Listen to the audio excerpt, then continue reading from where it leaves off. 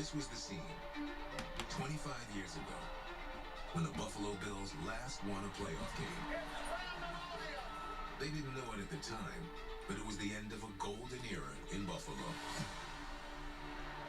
A quarter of a century ago, the Colts were a very different team. First pick of the draft. Then they found a quarterback, success, and their own history. Win Super Bowl 41. Meanwhile, the Bills spent the last couple decades looking up as others made their legacies.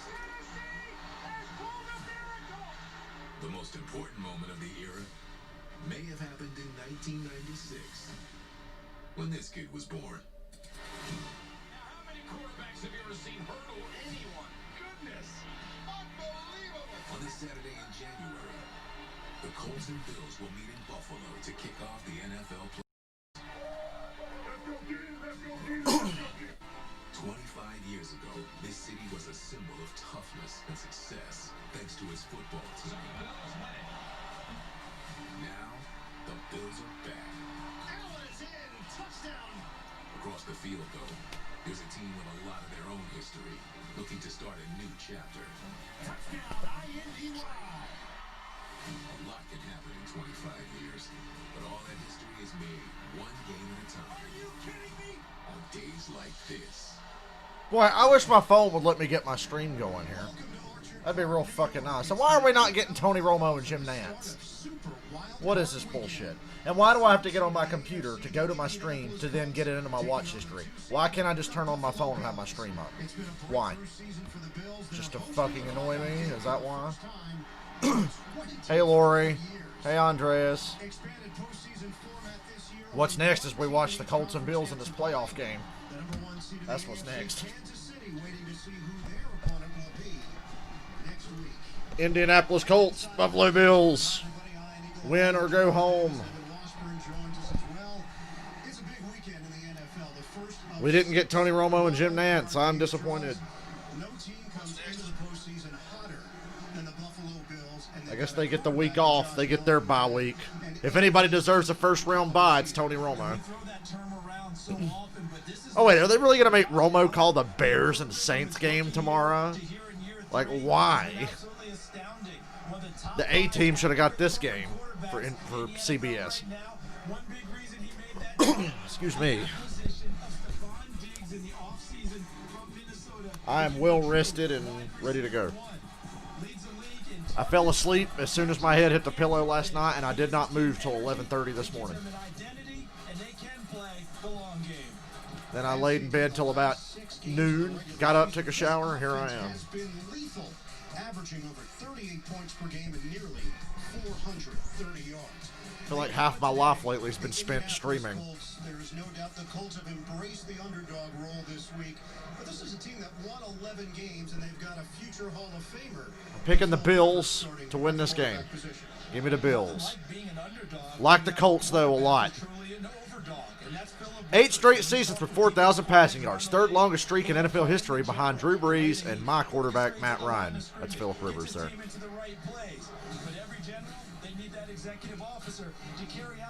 Buffalo's first home playoff game since 1996. They haven't won a playoff game since 95 against the Dolphins, led by Dan Marino.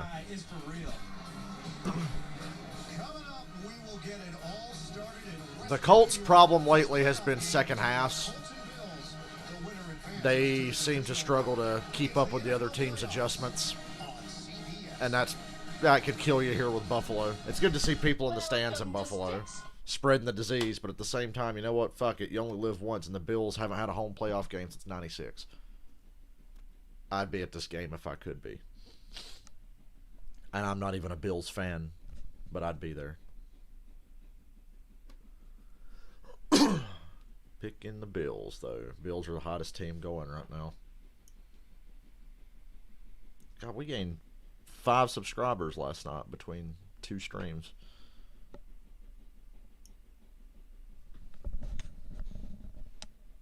I was listening to the Pat McAfee show, and they were making fun of how the NFL was marketing this weekend. Remember, I kept saying super wild card, because they kept saying that on Fox and everything. Pat McAfee and his guys were like, oh, it's super wild card weekend. Woo. Circle them wagons. I'd say, for anybody who lives in upstate New York, lock your doors. But really, until the Bills get to the Super Bowl, you don't have to worry about a riot.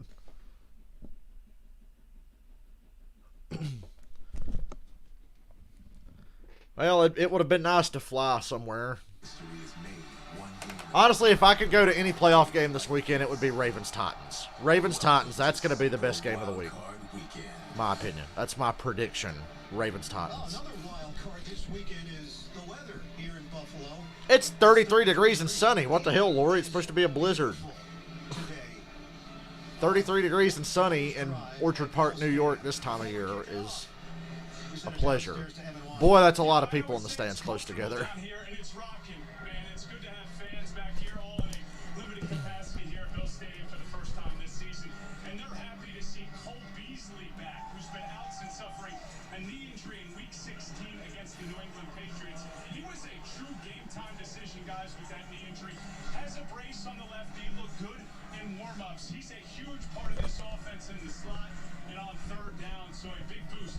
Happy Jim Mora Day. Playoffs.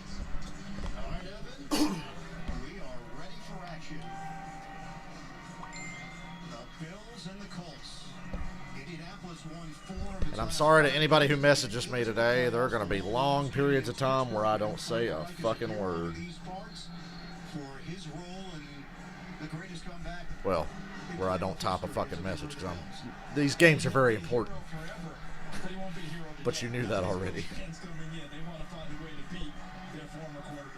That's Sean McDermott. What a turnaround this franchise has had in his 4 years. The Colts are about as good of an underdog I can think of. Usually the underdog isn't that good, but the Colts are not pushovers. Playoff games this weekend. They are not pushovers at all. Starts in Orchard Park. Can't fall behind, though. Cannot fall behind. Isaiah Rodgers is the Not with the way the Bills have been lighting up scoreboards lately and going up and down the field on people. And away we go, the NFL playoffs. Touchback. Indianapolis, Playoffs start with a touchback. Roger that. 39 years old in his 17th year in the NFL, has had a lot of success in the wild card round as teams have never lost. Excuse me. But Rivers is doing it for the first time in the postseason as a member of the Colts. He likes his odds. The Bills have never won a Super Bowl, Andreas. The Buffalo Bills went to 4 straight Super Bowls and lost all 4. They've never won a Super Bowl. The Colts have won 2. One in Baltimore, one in Indianapolis. When they signed him to the 1-year, $25 million deal. First down, Rivers to throw. There's T.Y. for a first down. Hilton on the first play. Bills' defense is not dominant. To the 35 However, line. they probably have the most talented secondary in the NFL right now. First down. Well, the big They don't really dominate you with a pass rush or anything like that, but they got ball hawks in the secondary. and starting the playoff game, he started last week. He was retired. And I'm sure they watch tape this week and are probably thinking, yeah, Phillip Rivers is going to throw one to us. Actually, I'm sure Rivers will throw a few. They just have to catch them. Handoff, it's Taylor. Excuse me. He takes it for 3. A first down for Indianapolis. Taylor, the AFC Offensive Player of the Month. What a week he had in Week 17, that victory over Jacksonville. Buffalo defensively haven't generated a lot of sacks, but they do create. They got some impressive names on their defensive line. I'm surprised the Bills don't have more sacks. And in the secondary, Tre'Davious White has been a lockdown corner. Those safeties are elite. Oh, if Taylor didn't stumble. Taylor could not If Taylor didn't stumble, he'd have broke to the outside there and probably got a first down. to a gain of 2 on the play. And we always talk about cat and mouse. Hey, the drive chart's working this week. So far. It's worked longer this week than it did all of last week. Everything about that Eagles-Washington game sucked. My drive chart, the stream, the game, Doug Peterson. The last 6 weeks of the regular season. Second down and 8. Rivers fires it in there, and it's complete. Catch made by Michael Pittman, talented rookie. Third down. Dealt with injuries early in the season, but then became a main target. The first third down of Super Wild Card Weekend. Started because not only does he make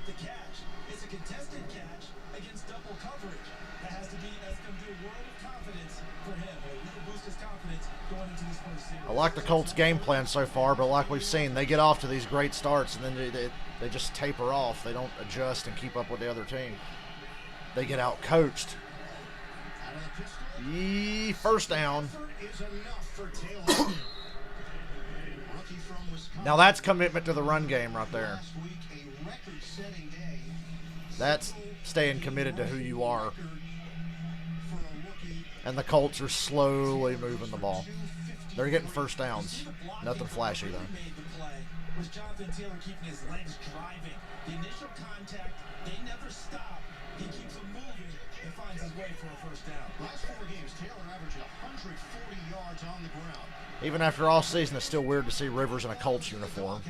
There's a blitz. They run right through it. Another first down. Wow. 2 weaknesses on the Bills. Defensive line, and on offense, they don't run the ball very well. The Colts are the opposite. Great front seven, and they love to run the ball. So it's really a clash of styles here. And Phillip Rivers is about as opposite of Josh Allen as you can get. Thought Indianapolis would throw it. Instead, they go with Taylor, and they move the chains once again. Now at the 39. The second play of the opening drive. That time the Bills were all over it. Break away from that initial wave, led by Taron Johnson, who was pressing the line. It's a loss of 1 on the play. So Taron Johnson, who is their nickel back, is essentially become the third linebacker in some of these sets when they don't go heavy on defense. Hey, are you guys going to watch the Bears and Saints on Nickelodeon tomorrow? Buffalo side of the line of scrimmage. Get off the blocks, make tackles. Otherwise, Indianapolis will stay in these heavy sets, extra tight ends, and try and run the football inside against the... Well, the Bills probably did something there. They stopped their run on first down. Second and 11, and now Naheem Hines checks in. And the Colts still go play action, and it's tipped and then dropped. 3rd and 11. Now the Bills secondary is probably perked up saying, all right, here comes one of them crazy throws from Rivers. Just got to come down with it. Yep, right there. Is that Matt Milano, 58? That was tipped by a linebacker. Yep. The Bills have blitzed, I think, 3 times already on this first possession alone. Milano, part of this aggressive defense. Under Leslie Frazier, former head coach, has done an outstanding job. Take the check down and get in field goal range. Oh, no, Rivers throws it down the field. Oh, T.Y. almost had it. Attempt T.Y. Hilton. Micah Hyde was there, but T.Y. almost got that ball. The officials they've congregated on the sideline. One called it incomplete, but his partner called him up and said, hey, No, that's incomplete. Oh, it went right through Micah Hyde's hands, right to T.Y., and then it hit the ground. That's not even close. So once again, Rivers is going to give you chances to make plays, whether you're his wide receiver or the opposing team's corner. And that happened right there. Micah Hyde had his arms on that ball. What planet did they think that's a catch? A referee called that a catch. Interesting, you have What? shadows working along certain portions of the field, and that can throw off your view. A little bend, but don't break from the Bills' defense so far. About it, this one wasn't even close. Look at that, went right through Micah Hyde's hands, 23. He had a chance to intercept it, went right through him, and then to the back of T.Y. Hilton with Hyde falling on top. So maybe the ball got obscured there from the video officials. So we will see Rigoberto Sanchez. Hunt this ball out of bounds if you know what's good for you.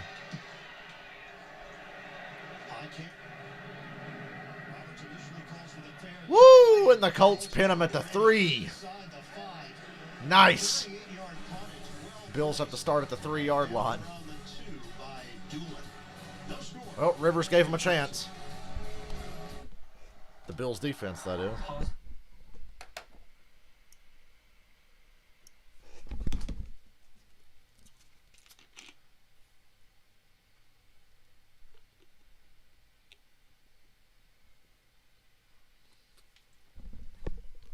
Today is a day of first. First time in my life I'm watching the Bills play a home playoff game.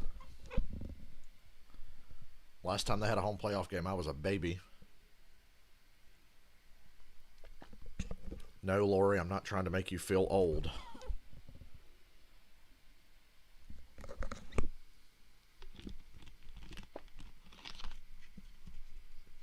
I feel old, and I'm a month away from turning 27.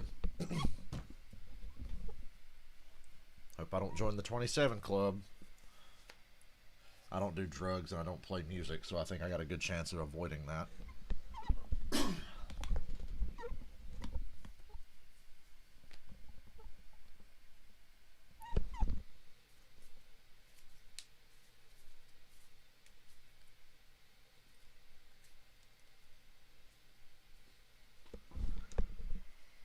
Andreas, you weren't even born.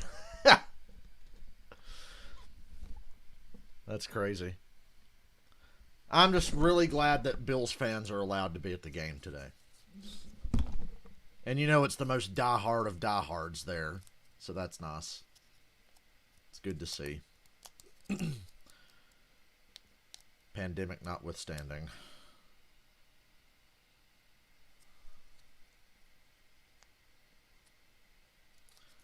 I liked a lot of what the Colts were doing on that first drive, but all it took was the Bills to get one negative run and then an incomplete pass, and then you had them on 3rd and 11. But give Phillip Rivers and that offense credit. They will take a shot. They will go for the throat and try to get that long first down. You are old. I know, you're only as old as you feel. Only as old as you feel. Tomorrow. Oh, come on. Get back to the game. Why did we go to commercial after the first possession? It only took 25 years and a global pandemic for the Buffalo Bills to win the AFC East. Now, speaking of a quarterback that'll take chances,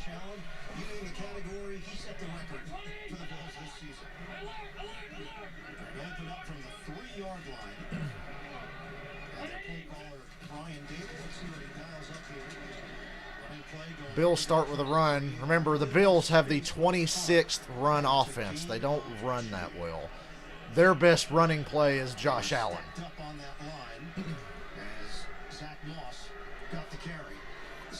Excuse me. Has been outstanding.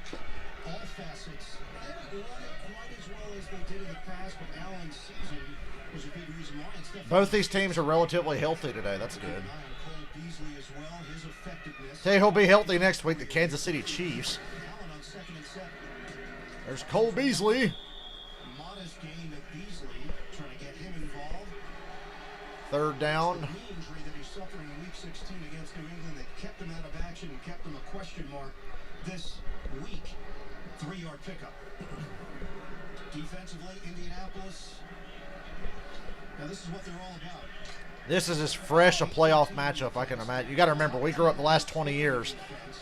Fucking Colts, Broncos, Ravens, Steelers, Patriots. That was all the AFC was about. It's pretty different now. 3rd down and 3. Full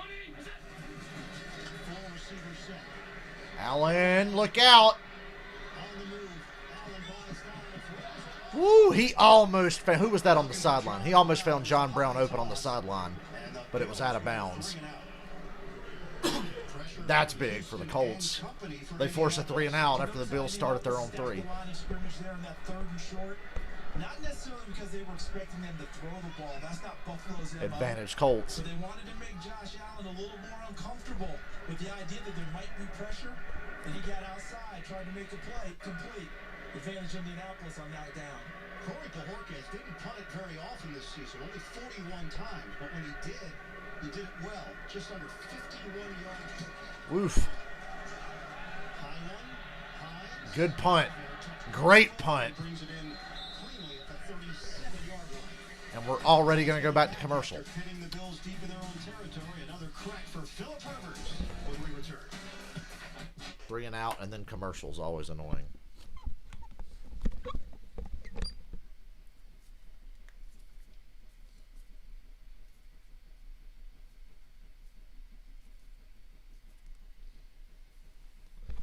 It was a beautiful day out there. That's why when I saw the weather, I was like, man, I wish I was at this game. Look how pretty it is outside. It's really nice out here today where I'm at. It's like extra bright outside. I walked outside at like 12:30 after I took my shower, and I was like, God, it's really fucking bright out here. Let me keep the curtains drawn, though. I don't want anybody to see a PS5 sitting on this desk in here. They might try to take it. Kidding.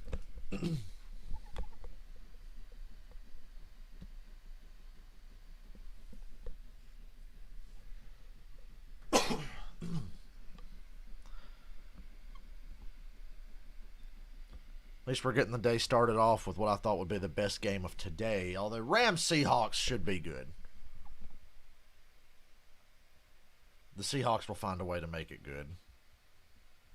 Washington-Tampa. I am honestly, the closer we get to the Washington versus Tampa game, I'm so excited to watch that game. Because that game could go a lot of different ways. The obvious way is what I think it'll be. It'll just be like, yes, Washington will play solid defense, but they can't do enough on their own to win the game, and Washington's going to be apparently swapping quarterbacks in and out. That never works, especially not against a defense like Tampa Bay with all their talent. If you're Alex Smith, or if you're one of his coaches, you got to be scared to death, because Todd Bowles and the Bucs defense blitz a lot. And Shannon Sharp, I agree with what he said on Undisputed. He was like, if I'm Todd Bowles and the Bucs, I am blitzing, and blitzing some more. Oh, you beat me for a big play because I blitzed? Well, guess what? I'm coming back at you with another one. I'm not letting Alex Smith be comfortable, because Alex Smith can't move. He can't avoid pressure like he used to. He's not half the quarterback he used to be. But if they do that and blitz and blitz and blitz, yes, it does give Washington chances to get big plays. And on the other side, I trust their defensive line is going to have something to say to Tom Brady.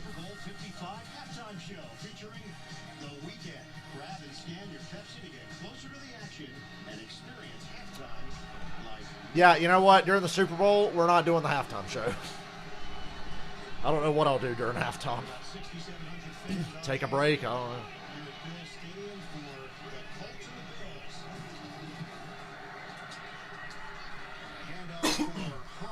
Hey God, even when you stop the Colts run, they still get a few yards. I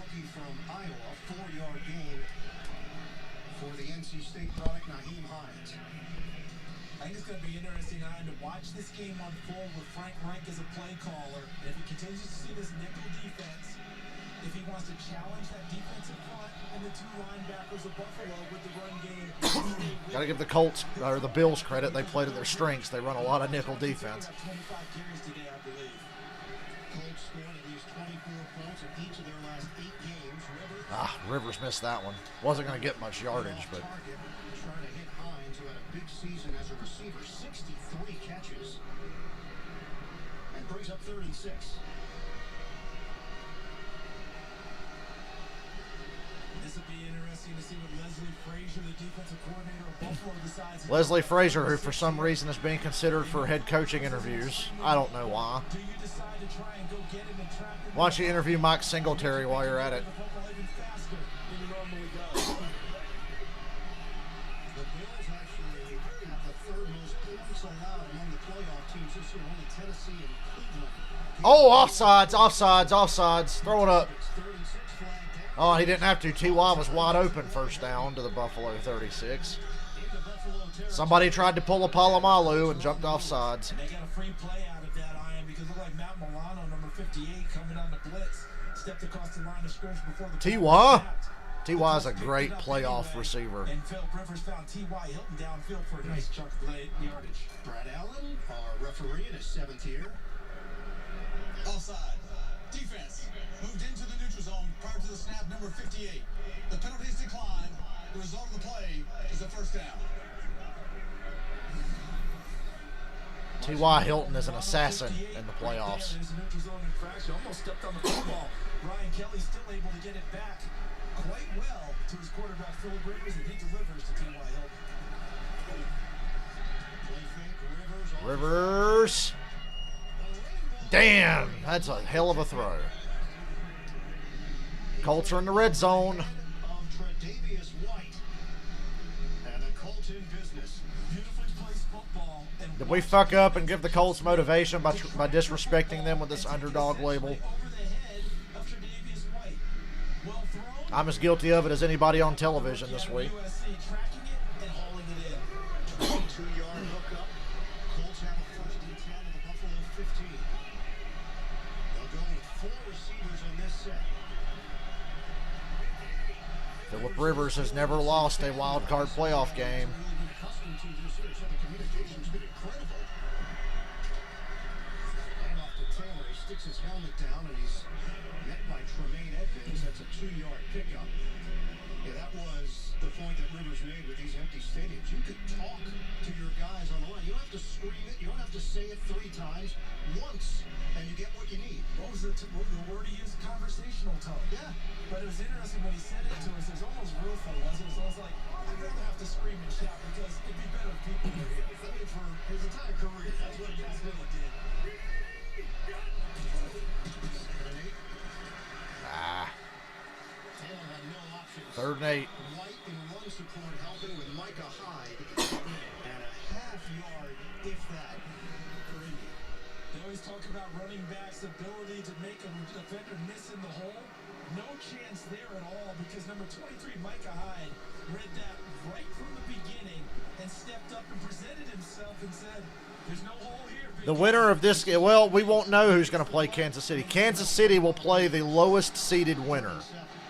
Buffalo will not go to Kansas City no matter what. Buffalo would be the highest seeded winner because they're the 2 seed. So we won't know who plays Kansas City, and I don't understand that play call in that 3rd down there.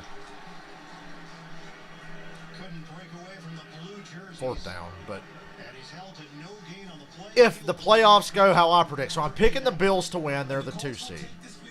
I'm picking the Ravens to win, they're a wild card. And I'm picking the Steelers to win.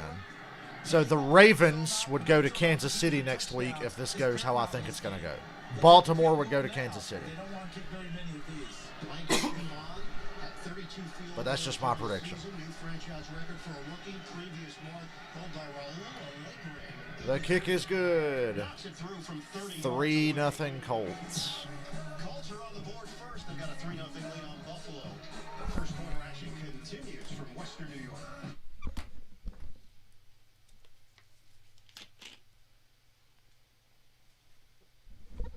Here's that commercial where you're supposed to feel bad for celebrities for having to stay at home like the rest of us.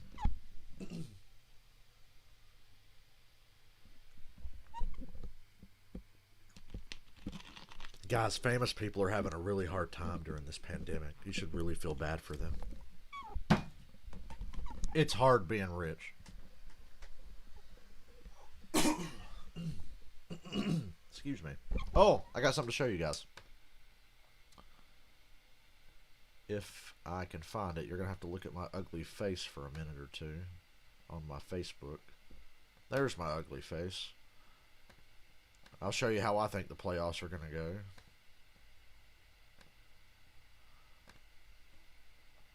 Booyah. This is how I think it's going to go.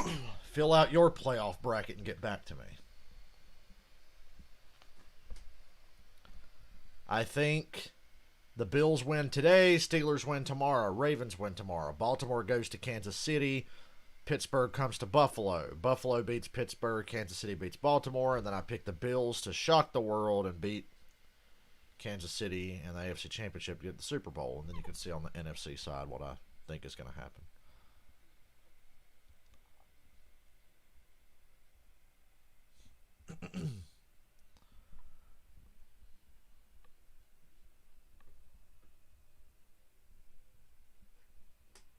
And I'm picking the Bills to win it all. But that could get blown up right here today.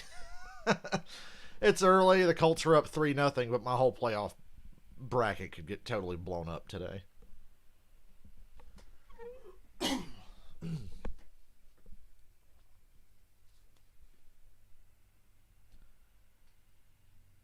feel like NFL playoffs are easier to predict than NASCAR stupid playoffs, which I've never even come close to getting right. Until this year. This year I got 3 of the Final 4 right. I mean, obviously, the one I got wrong was Harvick, because Harvick didn't make the Final 4. But, you know, what can you do?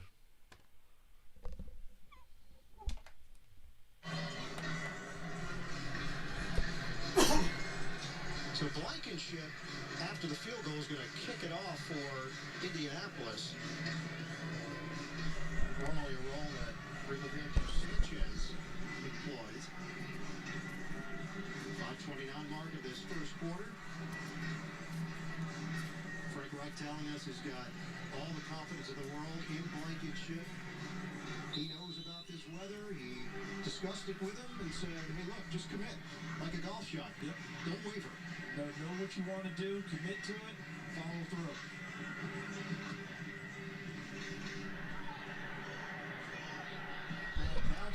Oh, boy, that's awkward. Wow. They kicked off, and the ball bounced at the 14, and Andre Roberts had to jump on it. The Bills have it. All right, Charles, let's take a look at the next gen stats presented by AWS. Josh Allen, deep passes. Hey, there's that Bills 49ers game we streamed. This season, passes of 20 or more yards. His completion rate over the previous 2 seasons, not strong. Yeah, he essentially doubled his rate, which tells you the amount of work he's put in his first 2 seasons leading into this one.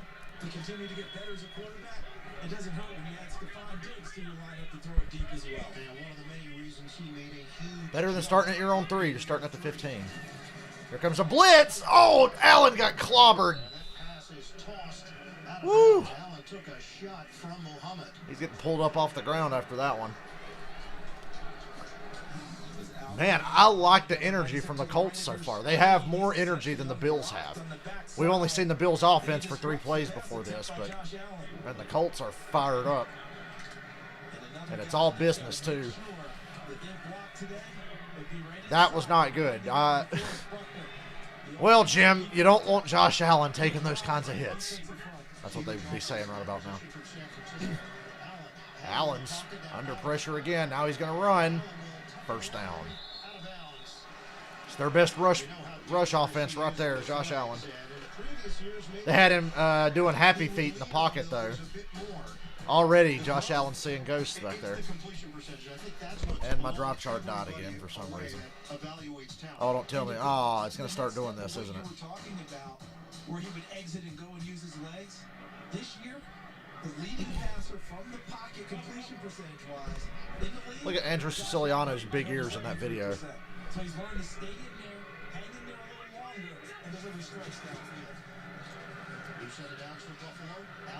Ooh, Allen throws a dart. Incomplete. Oh, no, they're saying he caught it. I'd like to get another look at that. Josh Allen doesn't want you to get another look at that. He's rushing the offense down the field.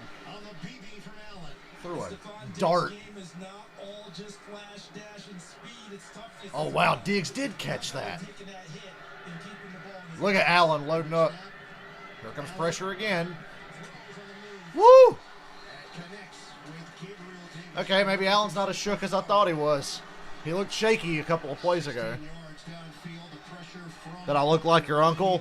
Yeah, I saw. Let's see if Gabriel Davis came down with 2. 1, 2, yes. He's got the catch, even maybe a little extra at the end of it.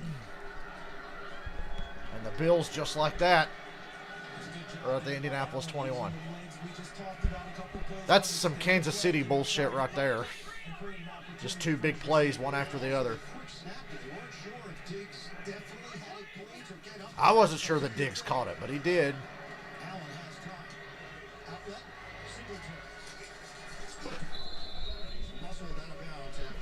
Josh Allen on that deep pass to Diggs a second ago didn't even sit his feet. He had his 2 feet close together and just lobbed that shit, and it shot out of his hands like a bullet.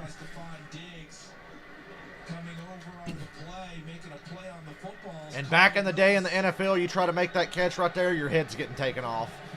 He still took a hard hit, and he held on to it.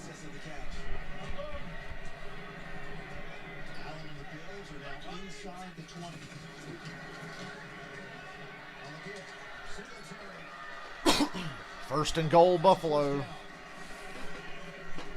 Devin Singletary's numbers took a dip this year compared to his rookie season, especially in yards per carry, but still effective. They'll use Moss more around the goal line. He was a touchdown. Why does the fucking drop chart? It's starting to piss me off. We're really going to do this today? A little bit undersized, yes, but It's pissing me off.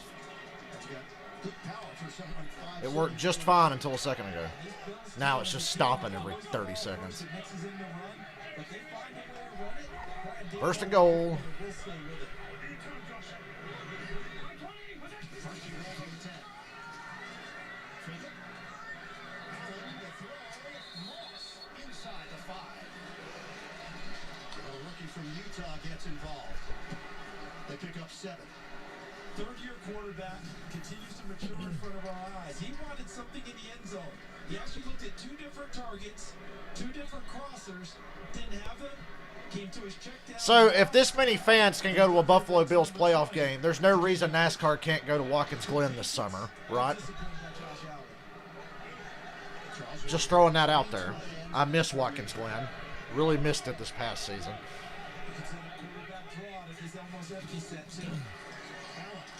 Allen looking for a fullback. Ugh! Wow! What a play! That was quarterback draw all the way, and he kept it and was waiting for a block. Didn't get it, and as he's going to the ground, he lobs it up, and Dawson Knox catches it for a touchdown. Look at this. This was a quarterback draw all the way, and he throws a touchdown off it. That's my friend Cameron's favorite play right there. I know it. Cameron's always like, hey, when you're about to get tackled, why not just throw the ball away? I'm like, you know what? You got a point. If you're going to get tackled behind the line of scrimmage, just throw it up. Throw it away. There you go. Touchdown Bills. It was a running play. To 6 different receivers. They go 8 plays, 85 yards. They cap it off with a push from Allen. That's the Bills offense right there. Extra point from Tyler Bass. Set a franchise record for points in a season, topping Steve Christie's previous mark. That's awesome. That's Team of Destiny shit right there. I've been saying it for weeks. Buffalo Bills. I can feel it with the Bills.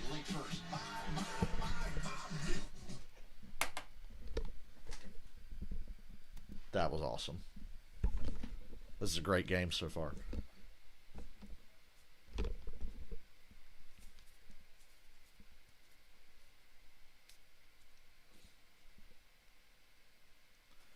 Man, if Buffalo and Kansas City end up playing in the championship game, that's going to be wild with what those two teams are capable of.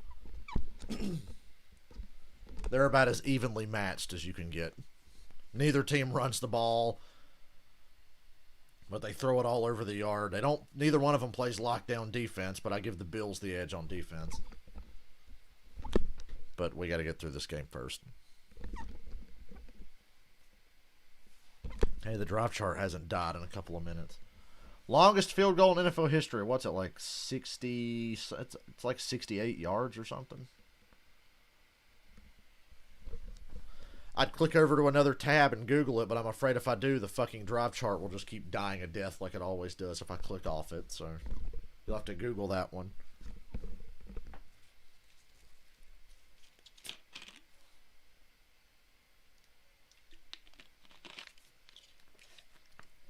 Better question. What's the longest attempted field goal? It's got to be 70. 70 or higher. Longest attempted field goal in NFL history. Too sharp. Hello. What's up? We're watching football today. The PS5 has the day off. Although I did my Red Dead Online daily challenges before I got on this stream.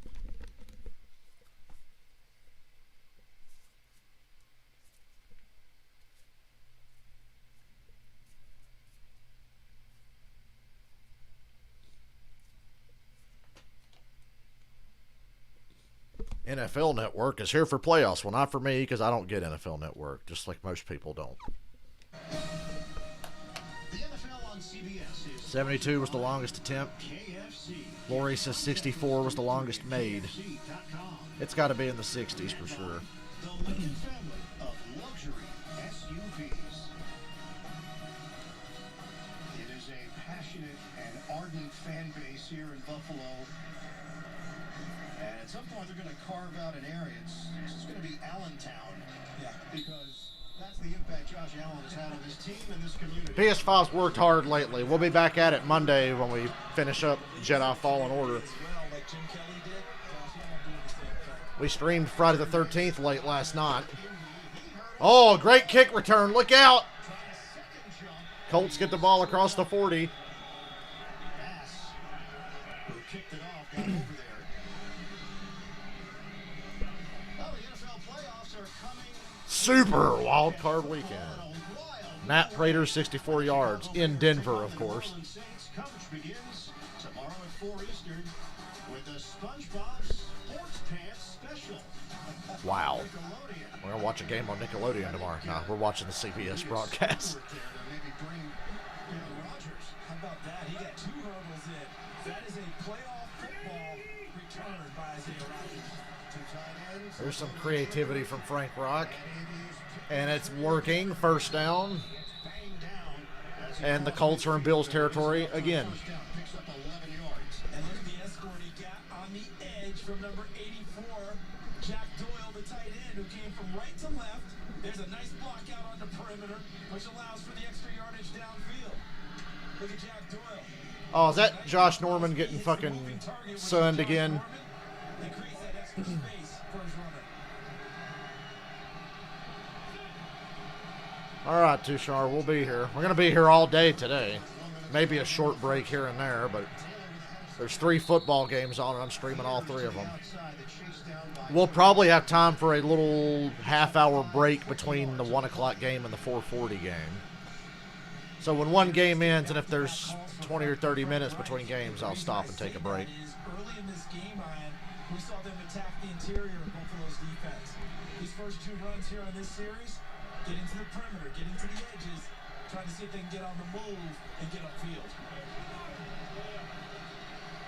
Second down and 5 for Indianapolis. Buffalo leads it 7-3. Late stages opening quarter. Taylor 8 carries for 28 yards along with 12. Fake it. Rivers floats it. Oh, man, it's a shame he dropped that because he had a lot of space there for a first down. Playoff prep. He said you can feel the level of focus, the meetings, the walkthroughs, and the realization that every little play could affect the outcome of a playoff game. And that's one of those little plays right there because I think they had a run called and Philip Rivers got him to a I love the pass playoffs. box count, meaning he read 8 people. I've been waiting for this all week. I'm just happy I didn't have to work all week. That would have made the week go by really slow. I worked 1 day this week. We were supposed to work like 3 or 4, and we just worked 1. Look at how they stack this line of scrimmage as Buffalo. All right. Rivers stands in there. He's got T.Y. Oh, incomplete. Micah Hyde made another great play. It was on his hands. Damn. Could not haul it in. And you've got 2 plays today for Micah Hyde on T.Y. Hilton. And the hand on the inside from Micah Hyde, 23. Look at... Poyer coming over the top, but the play was made by Hyde. And how That's about that Hyde talented receives secondary I this keep pass talking from about. T.Y. Hilton that actually win the Damn. battle. Oh, you hate to see it. And Charles, the offense is staying And on the Colts are going to go for this on 4th down. 4th and 5. Or not. They're not going to do this. Hard count. Hard count. They're not doing this. Nope, they're not doing this from this field position. Hard count, hard count, hard count. Told you. Hard count. They're trying to use the emotions of the playoffs to get Buffalo to jump in that situation. We're back in 30 seconds after this from State Farm. Hey, man, Excuse me. Hey, there's your MVP, Aaron Rodgers. Although I'm starting to think Josh Allen should have been considered.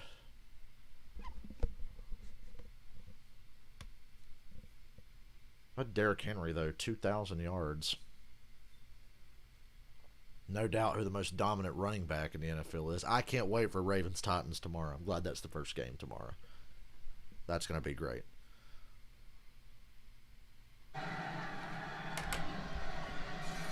Colts gave it a shot. Instead, it's a 5-yard penalty on the delay of game. A punt from Sanchez along the sideline. Roberts didn't have any options. like what they did there, though, because you put the pressure on them a little bit. If you get a free play on the jump, terrific. If not, you take the 5 yards. You help your punter with his angle. That way you're able to knock it dead inside of the 20, this time somewhere around the 10-yard line. Yeah, we talked to Josh Allen. That was a big missed opportunity for the Colts there, but it was a great play by Micah Hyde. Team went up 16-0, and I tried to remind myself, relax. Yes, it's the playoffs, but it should be an extension of what we did during the regular season. That's been his mindset in approaching this matchup with the Colts. Bills have started inside the 20 every time they've had the ball today. Damn, what a hit. Didn't bring him down, though. End of the first quarter, Buffalo 7, Indianapolis 3. Left him inactive in that win over Jacksonville. 2-yard gain. Second quarter action is coming up. The Colts and the Bills. A super wild card weekend. Super wild card weekend. Real football. Oh, maybe now I'll be nice enough to respond to this fucking message I got an hour. I'm probably going to respond to a message at the end of every quarter, but I'm not doing it every damn commercial break.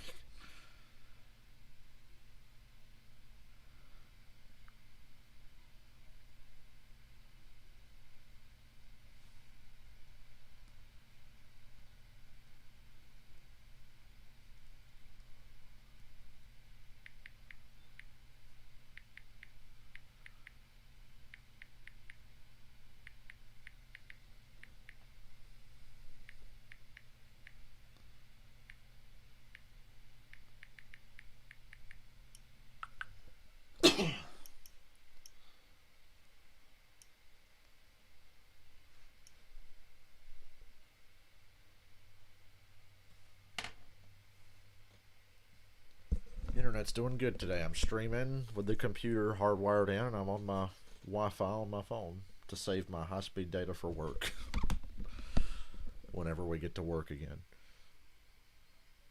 We might get to work Monday. Tuesday, definitely not, but we might get to work Monday. Finish that damn house up there near Biffle's house. That's the one we keep trying to do, but it keeps raining and shit. Or snowing like it did yesterday. Didn't last long, but then it rained all day after the snow was gone, so there was no chance of getting up there today. Not that I would have went today anyway, because I want to watch this, and I wouldn't have got home till probably 2 or 3 o'clock, and I'm not missing a playoff game to go fuck around on that house. I'm one of the very fortunate people that if I don't want to go to work, it's not a big deal. I can get a day off if I want it. It's the advantages of working for people you know. I recommend to all of you out there, if you can, work for people you know.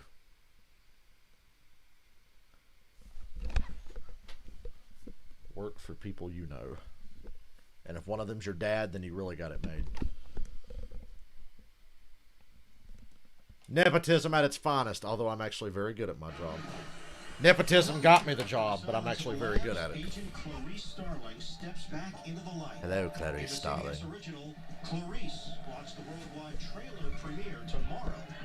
No, I'll just watch Silence of the Lambs for the 900th time. Thank you, Iron Eagle. Second quarter. Quarterback draw again. The Colts are all over it. Oh, Allen got crushed. So did the down marker guy.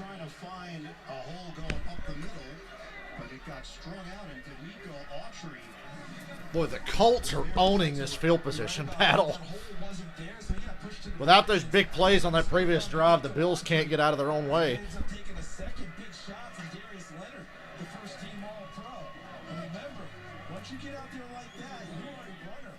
Third and 10 from their own 11.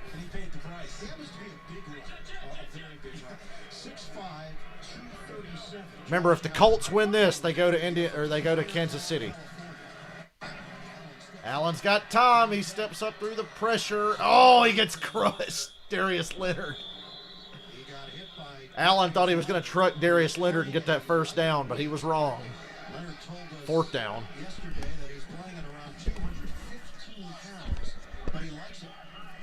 And why Watch Leonard on this play as he drops in the middle.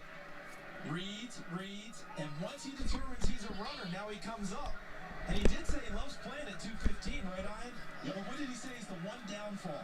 Is that if you deal with bigger guys, sometimes they make the big hit on you. That was a stalemate there with Josh Allen. You ain't going to run over Darius Leonard. Josh Allen's a big dude, but...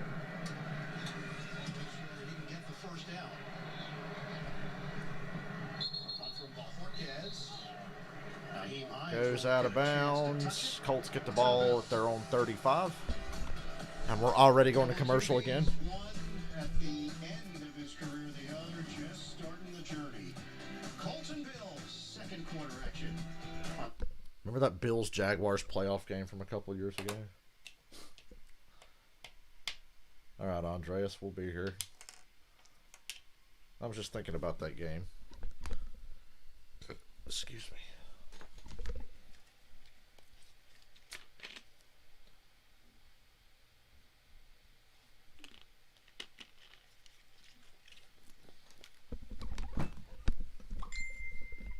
Battle of the overrated one-hit wonders. Who would win? The 2017 Jacksonville Jaguars that made it to the AFC Championship game, or the Philadelphia Eagles that fluked up and won a Super Bowl? Battle of the overrateds. Who would have won? It's tough to say because Jacksonville legitimately dominated on defense. They surely could have done something with Nick Foles, that big fucking long dick statue standing back there in the pocket, not moving around. I think that would have been a hell of a Super Bowl matchup.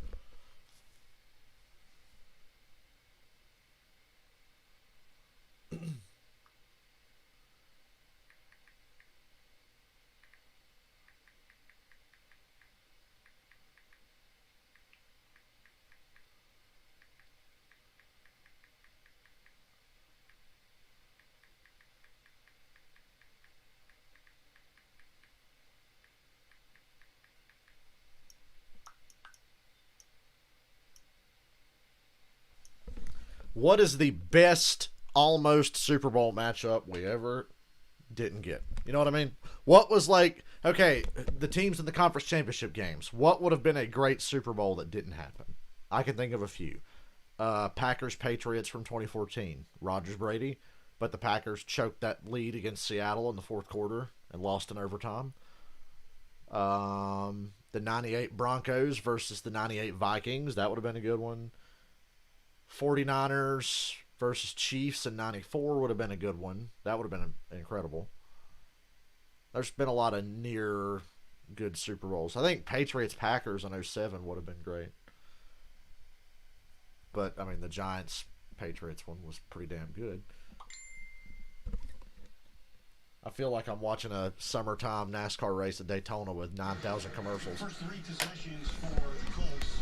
The punt, the field goal, and then another punt. When we talked to Frank Wright, he said, yeah, well, we've talked about that underdog role. But we also Buffalo averages starting at their own 9-yard line. The Colts have averaged starting at their own 35 or better. And he felt the veterans had a lot of confidence. That's been passed on to the younger guys. But the Bills lead 7-3. They got in the end zone. Top 10 offense, top 10 defense, top 10 special teams. No other Big hole for the run.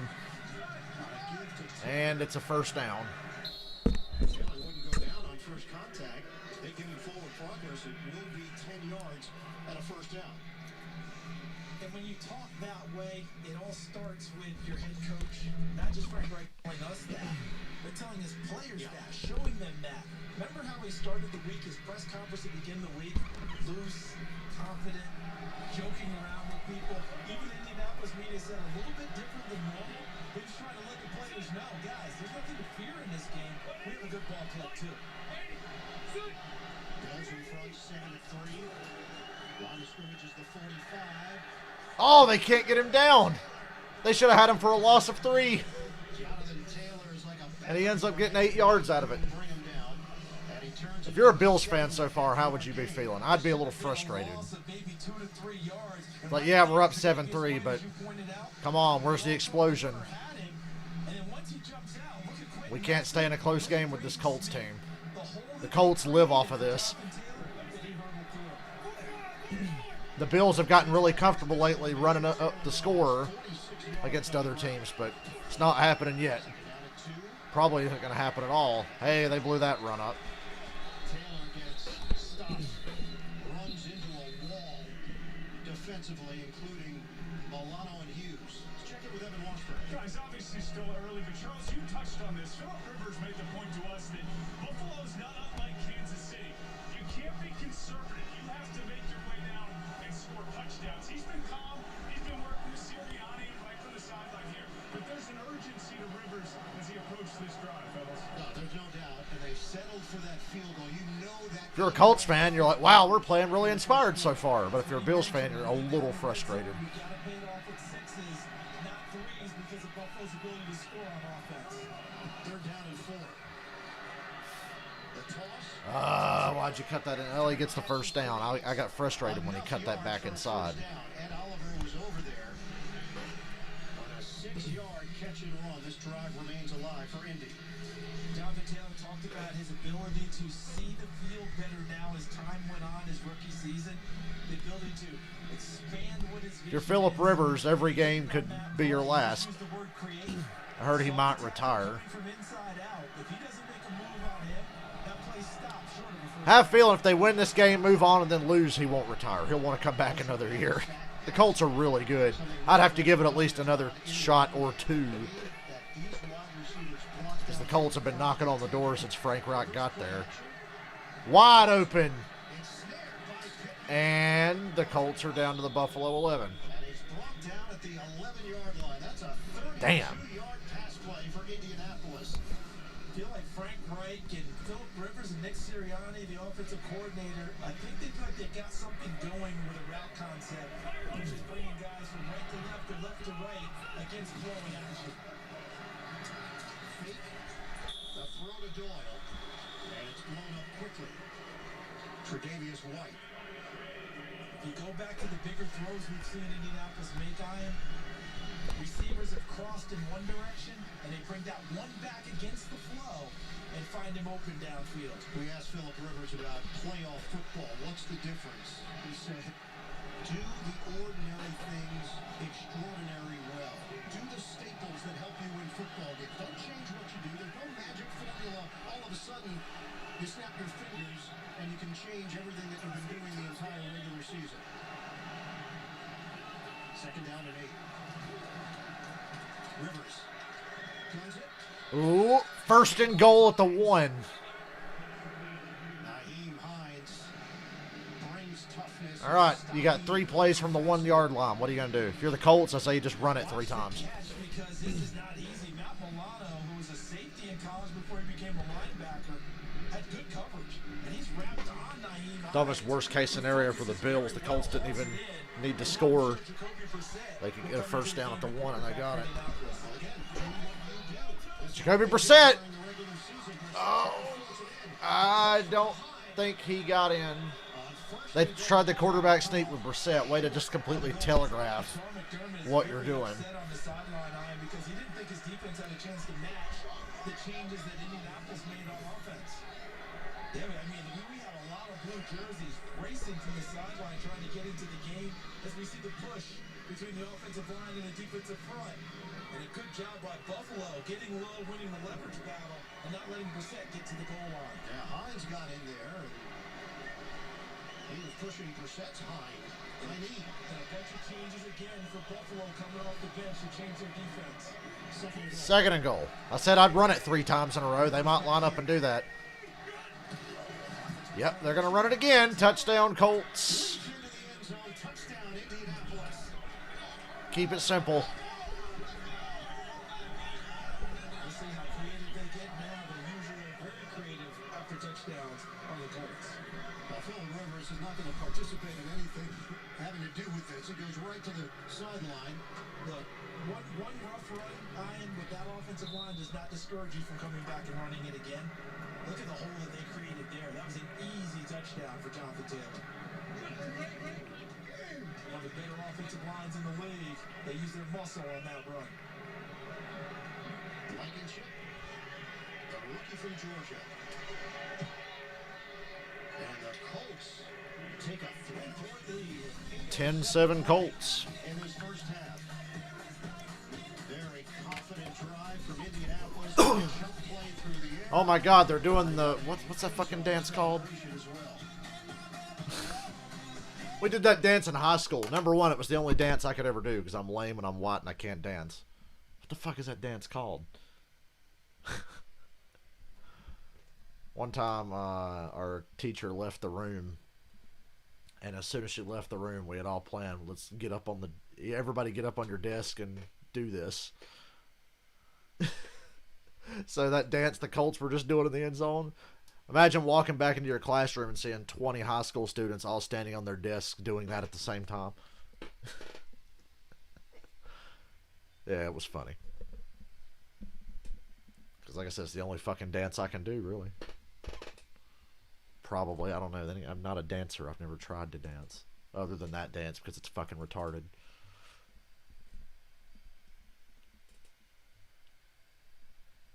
See, it was possible to have fun in school every now and then. Really, my last year in school, I mostly had fun.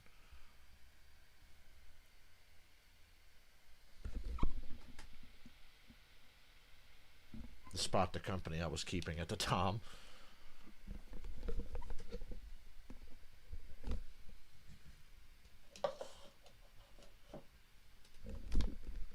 Still trying to figure out what the hell caused me to get so sick last night for about 35 minutes or so.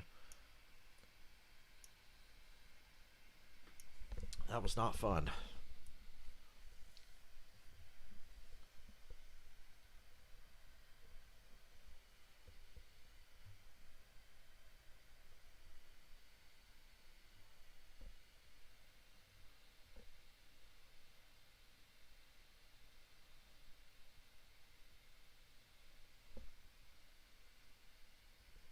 Oh yeah, I can do the Icky Shuffle. Yeah, so there's a few more dances I can do that I didn't think of. Icky Shuffle, yeah, one of those.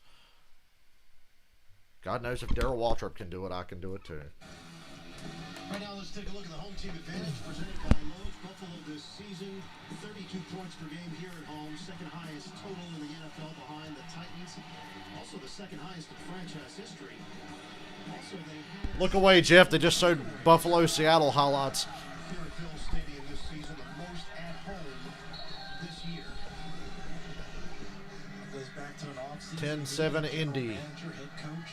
Give the Colts all the credit in the world. We have to increase takeaways, emphasize it, and it's paid off. So once again, it is Blankenship kicking it off. Winning the field position battle and winning the game. Back deep to return it for Buffalo. It's on a driving kick. And Roberts takes it out of the end zone. And the Bills, once again, are going to start deep in their own territory. That was a terrible fucking decision. Take the goddamn knee, get the touchback, and your best starting field position of the day. He brought it out, and now they're starting at the 10 with a flag down. So far. And part of the reason he's an all-pro returner is his aggressiveness, but that one did not pay off for Andre Roberts. It did not pay off, guys. Oh, they're going to get 15 yards on it, though, a face mask. So they will get the ball at the 25. 49. Next time, just take a fucking knee, though. Just one accepted penalty so far. That was against Indianapolis for the delay of game. During the return, holding, receiving team number 46. After this is Whoa, they call holding? They didn't call the face mask? So never mind, the Bills will start at their own 5. Yeah, they'll start at their own 5. During the 2021 NFL Pro Bowl celebration presented by Verizon. Tune in Sunday, January 31st, 3 p.m. Eastern, ESPN, ABC, All Access Pass to the game's biggest names. They're on 6, actually. Here we go again. Big run. 8 yards. By Zach Moss.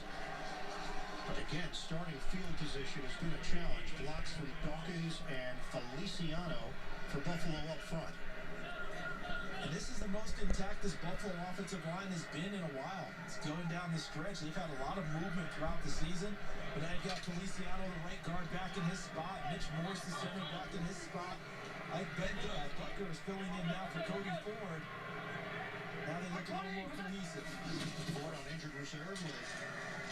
They just go straight at him with a run and get nothing, basically. Oh, about a yard. 3rd and 1. Needed 2 picked up one. Stalwart there defensively, along with Darius Leonard, the Pro Bowler. And look how Buffalo just goes right to the line of scrimmage on a 3rd and 1 call.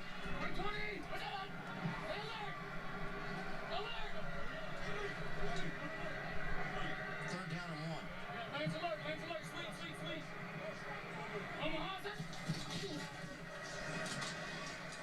They run it and they lose yards. 4th down. Bills got a punt again. Come on, man. I picked you to win the Super Bowl. DeForest Buckner.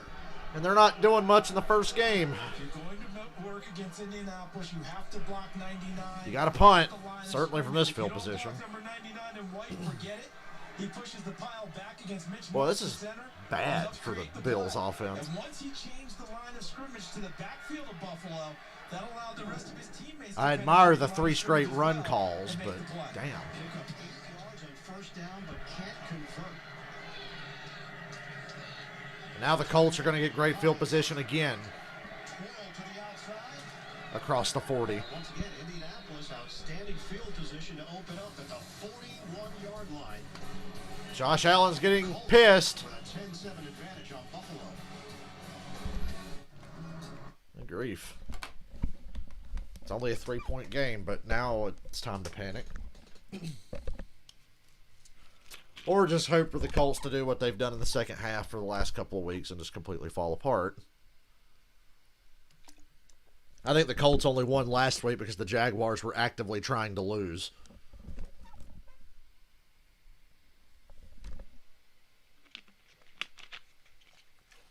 The Jaguars. They beat the Colts week 1 and then proceed to lose 15 straight. That is a tank for the ages right there.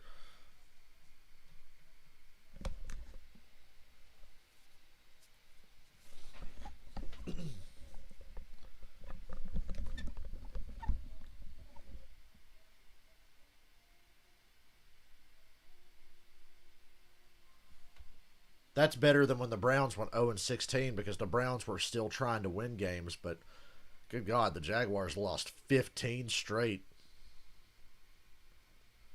and never showed any signs of winning. I'm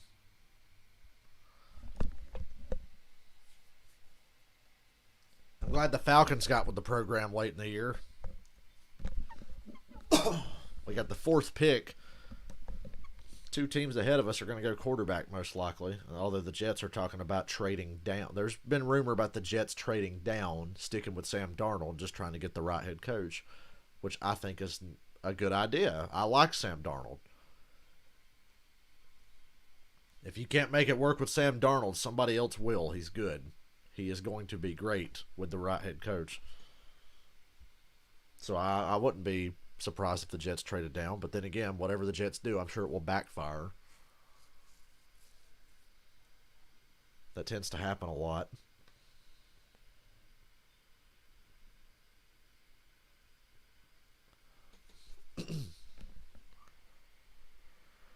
Falcons could go a lot of ways in this draft. It really just, we won't have a fucking clue till we see what head coach they hire.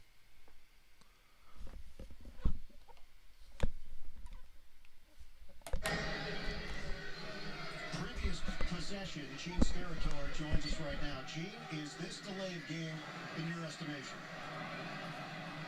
It isn't, and it's a normal procedure by the back judge, who is the person that looks at the play clock. He's looking at the clock. When it gets to 0, right at that point, he looks back to the center. If the ball is being snapped... Urban Meyer with the Jags, with Trevor Lawrence, that could work. Kind of gives the offense an extra half second or so. I think people need to taper their expectations if it is going to be Urban Meyer. We'll see. I think that'd be a good fit. And the Colts hit him on a wide receiver screen, and 30-25 out of bounds. And the Colts are back in Buffalo territory in scoring range again. Oh, boy, I don't like the way this is going. My Super Bowl pick is about to get it handed to him in the first game. And you get him out in the open field, he can make things happen. And the best block that was thrown was by Mark Glowinski, number 64, because he didn't throw one of those blocks going back toward his own end zone that would have been a penalty. He just ended up bodying him off like it's a screen in basketball. Nice running by Pittman. Yeah, perfectly executed smoke screen for Indianapolis. They're inside the 30. There you go. Good play. They couldn't get any Bills pressure up defense. front. And Taylor is hit behind the line of scrimmage by Edmonds, a loss of 2. And coming into this game, one of the key parts of this for Frank Reich is the head coach of Indianapolis, things that he said we have to win. That's what he calls the double positives. The turnover battle, and we have to win the explosive plays battle. Everyone thinks about Buffalo with explosive plays. We're seeing plenty of them from Indianapolis right now. And that's 7 plays of 10 or more yards. Whenever a college coach comes into the NFL and is hailed as the second coming of Christ, you have to taper expectations. Not everybody's going to be a Jim Harbaugh and flip it upside down overnight. Boy, that was really close again. Rivers floats it upstairs. Damn, what a throw. Inside the 20.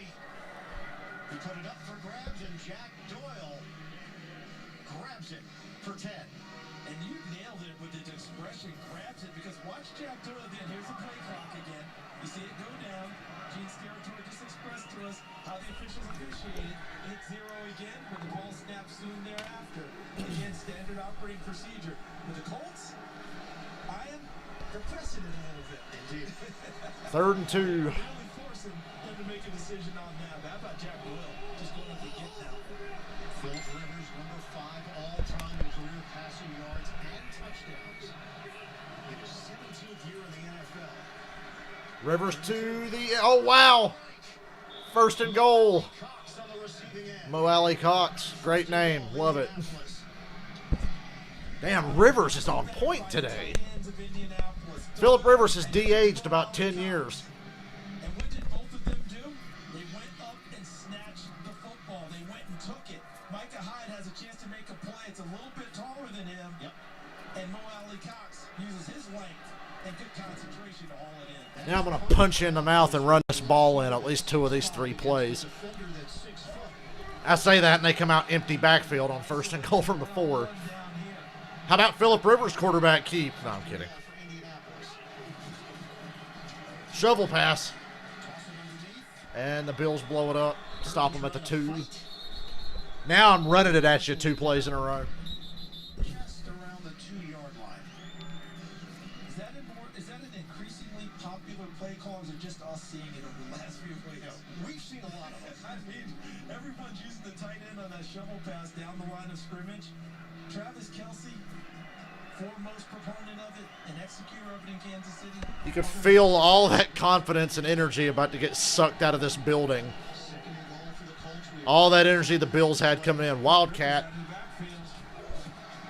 And it's Hines. Oh, down to the 1. Now run it again. And if you don't get it, go for it on 4th down. And then the Buffalo Bills closed it quickly. They're going to mark them down. Just as Jeff, if Trevor Lawrence or Justin Fields don't fall to the 4th pick, I don't want a quarterback. Quarterback fakes the handoff and tries to run a power play. That's why I'm hoping the Jets just trade down. Before the goal line. 2-minute warning of the half. 3rd and goal from the 1. First half. we've seen a little bit of everything from Indianapolis. We're not going to run a play here. Working down to the 2-minute warning. They'll face a 3rd and goal from the 1 when we come back to Orchard. If Fields or Lawrence ain't available, I don't want a quarterback in the draft.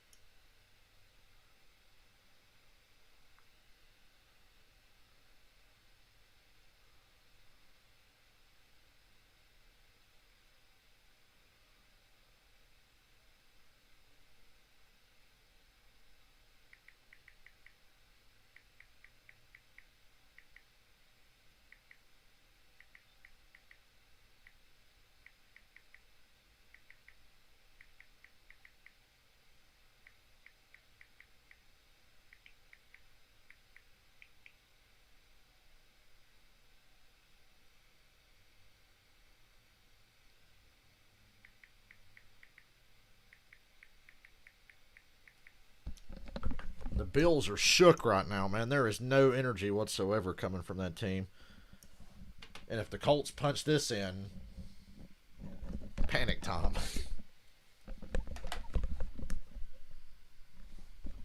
I love that we get the cliffhanger. If it's 3rd and goal from the 1, 2-minute warning of the half. That's a good time for a commercial. And I'm not even being sarcastic. I don't want a Mormon at QB. No thanks. If it ain't Trevor Lawrence or Justin Fields, I'll just pass this year. That's why it would have been nice to get up in a little bit higher pick and have a better shot. Maybe the Jets trade down. Somebody comes up and nabs like the player they want. There's not a lot of teams in this draft that really want a quarterback. Certainly in the top 10, there's nobody but like the Jags and Jets.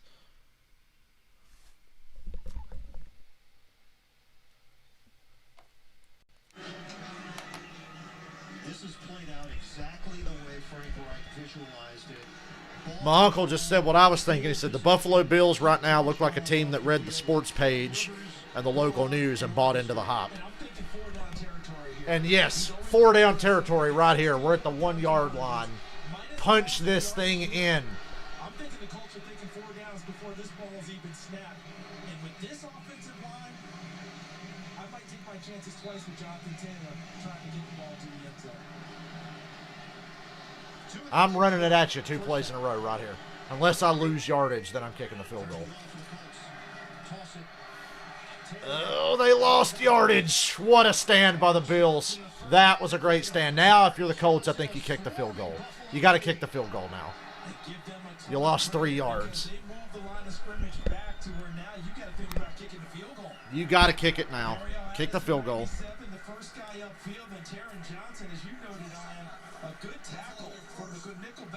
Buffalo takes timeout here. They get the ball to start the second half as well.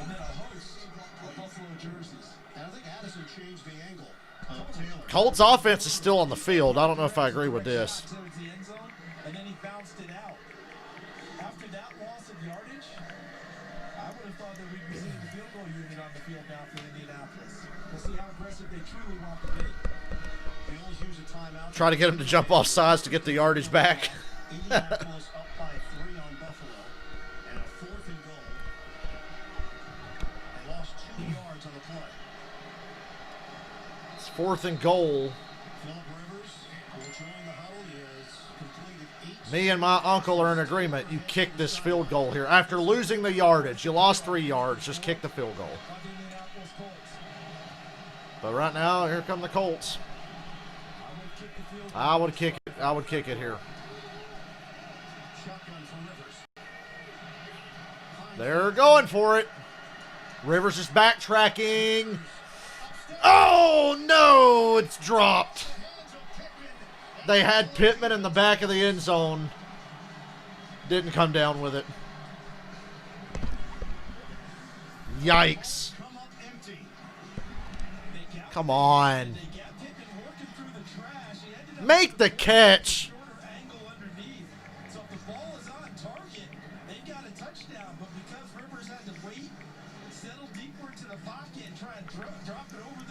I told you to kick the field goal.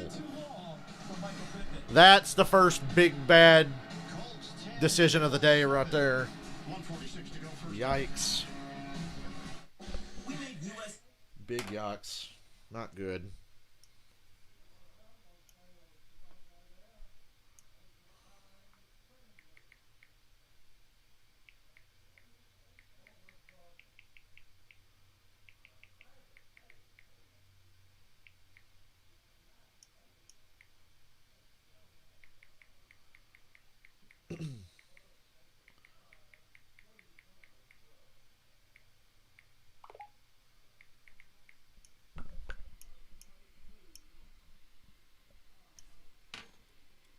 What do you guys think? Kick the field goal there?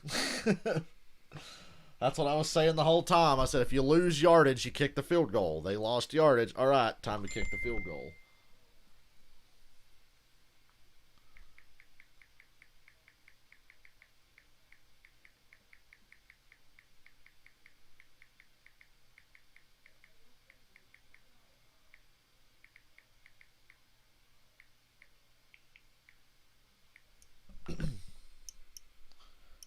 Got a little greedy, man.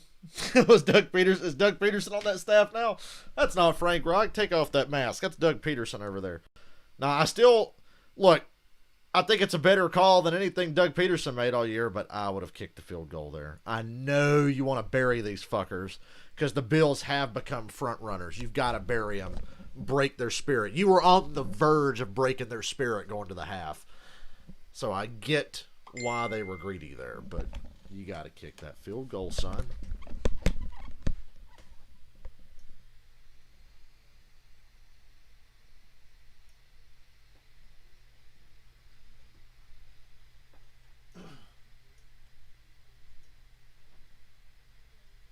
They had the ball at the Buffalo Bills 1 yard line just outside the end zone.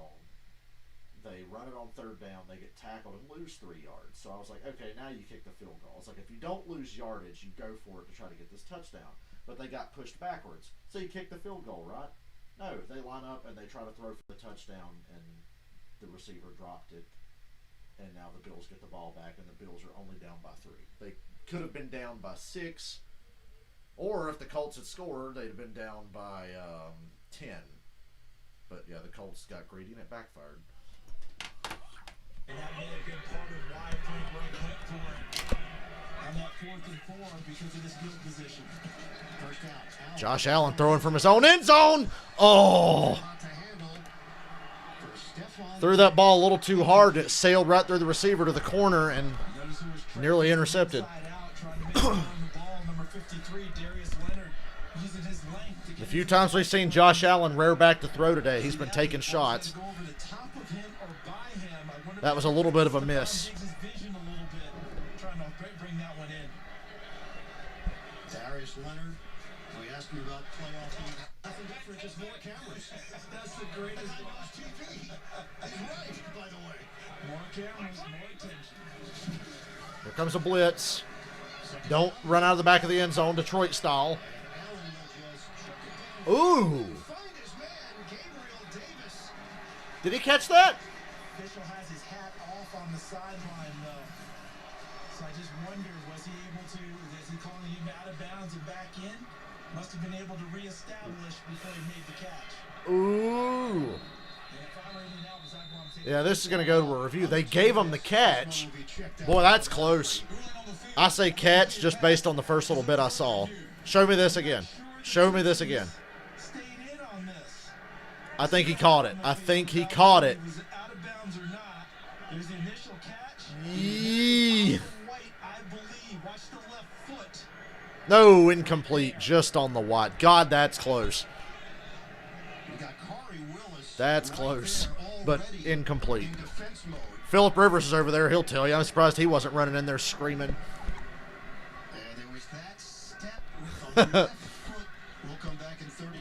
Back in 30 seconds. Ooh, progressive. Shut up.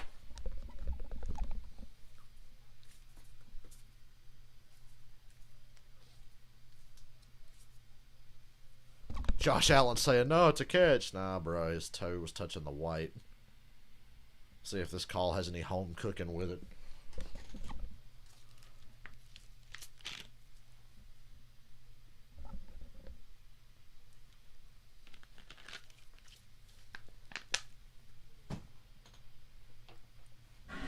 Made a quick decision here. That boot review's already over. They called it a catch on the field. Is there enough there to After review, the ruling on the field stands. Wow, they gave it to him. They determined with the call the catch on the field. The call stands. On the sideline, you couldn't say definitively he was out of bounds or inbounds. Look where the foot is. Oh, man. Okay, that's as close as it gets, though. Holy shit. Oh. Now the Bills are at the 41 after starting at their own 4. Boy, this game really turned around in a hurry for the Colts just off of those 2 plays, the 4th down and then that catch.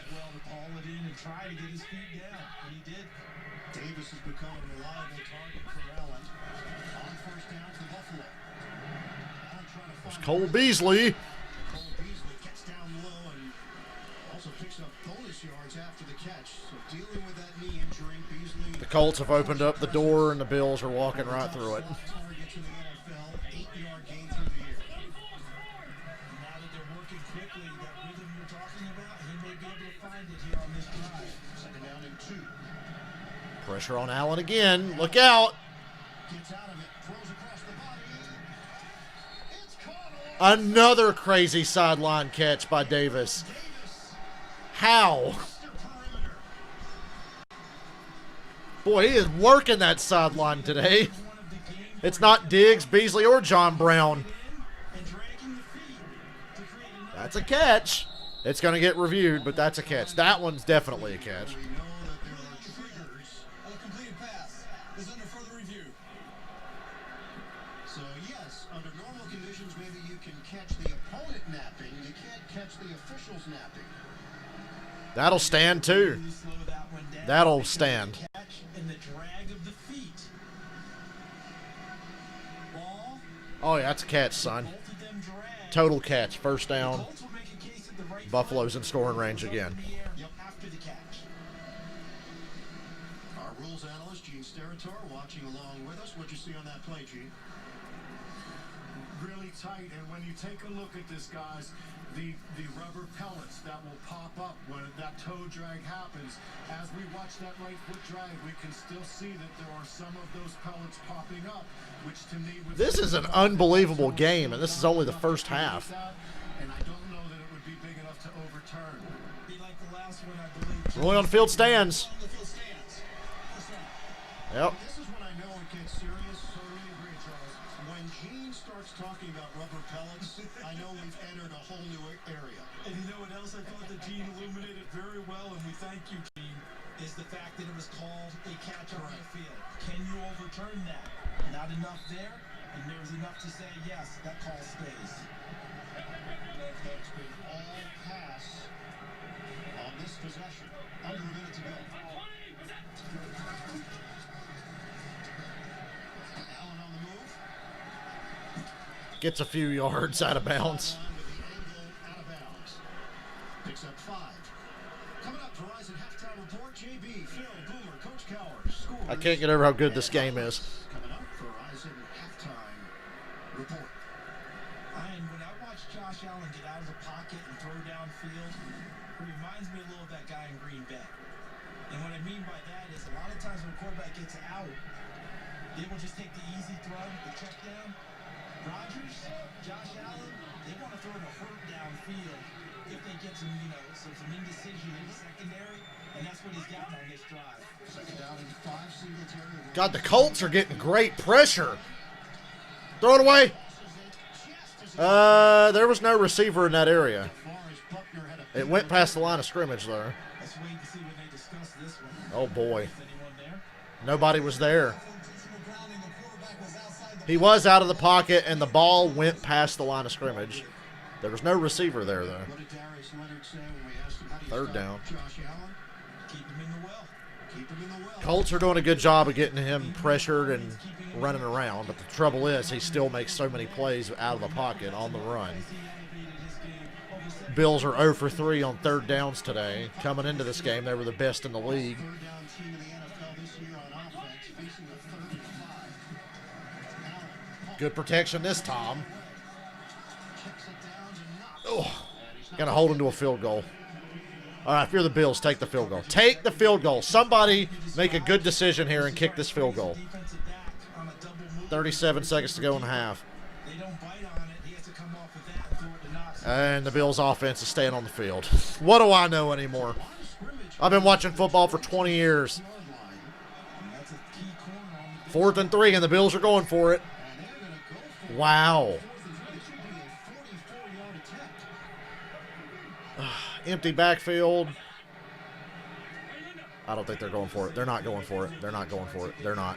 Yeah, looks that way. Offsides. They got it. Offsides. Free play. Throws an interception, but it won't count. I can't believe they got him to jump. By Rodgers. And the Colts give him a free first. How do you jump there unless you're the Philadelphia Eagles? But seriously. outside. Oh. It's number 57. This is really starting to turn on the Colts now. They're critical plays that come up, and you have to know situations. Look at the Colts sideline just have a meltdown there. Injury and has gotten better and better in recent weeks, but you got to know in that situation, that's what they're trying to do. Where's the discipline to stay onside and not give them the free play or the first down? 32 seconds and 2 timeouts, and the Bills are at the 21.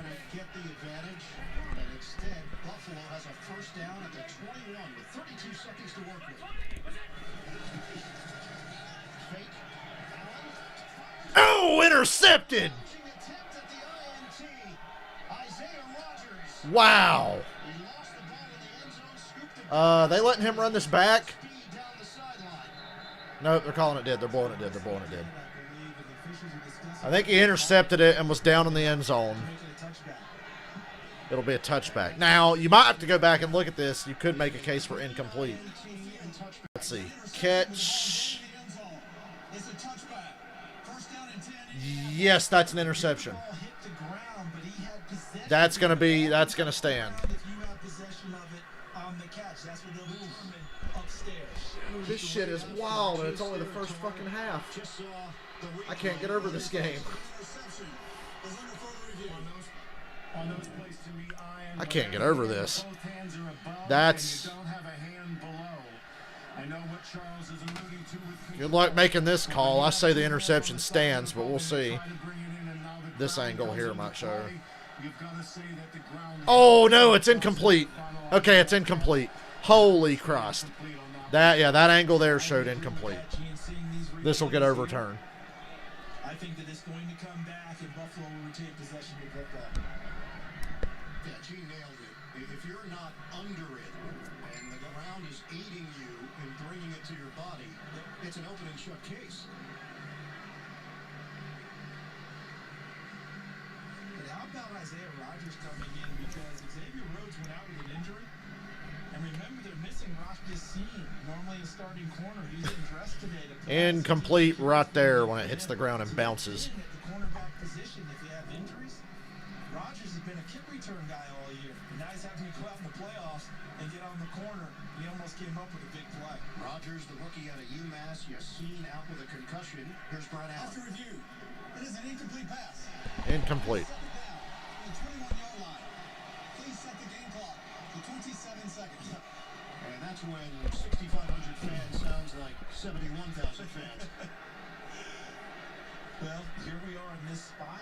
You get an opportunity on an overturned call. If you're Buffalo, what dagger play do you call from Brian Daboll to try and take advantage of the second opportunity? Diggs has just one catch for 36 yards. Okay. Leading receiver has been Gabriel Davis for Buffalo. This has had more booth reviews on this possession than like the last 5 games I've watched combined, it seems like. Quarterback draw. Big hole opened up. He's down at the 5. Timeout. 20 seconds on the clock. First and goal, Bills. What?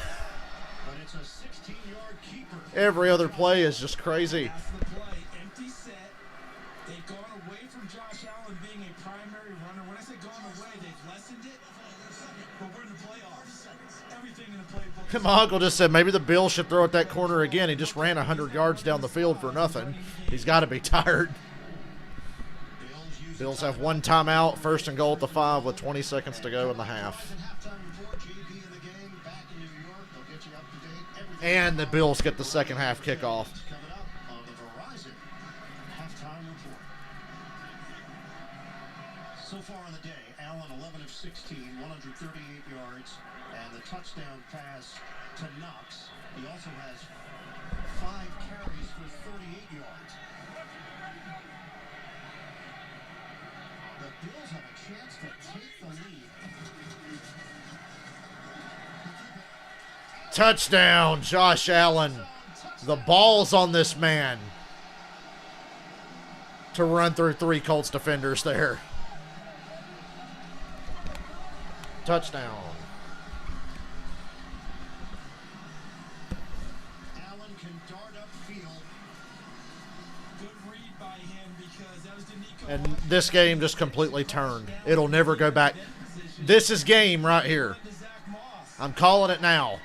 The Colts will never get this lead back. Never. Game over. Tuck it into his own and barrel his way into the end zone. That's spirit breaking right there. And the extra point's good. It's 14-10.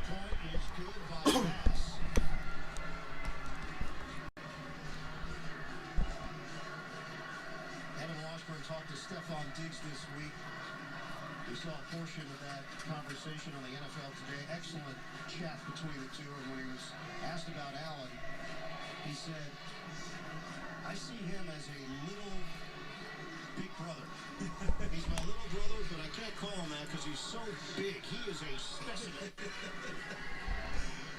They've really clicked. I believe Jim Ross would call Josh Allen a stud. He'd say, look at this stud.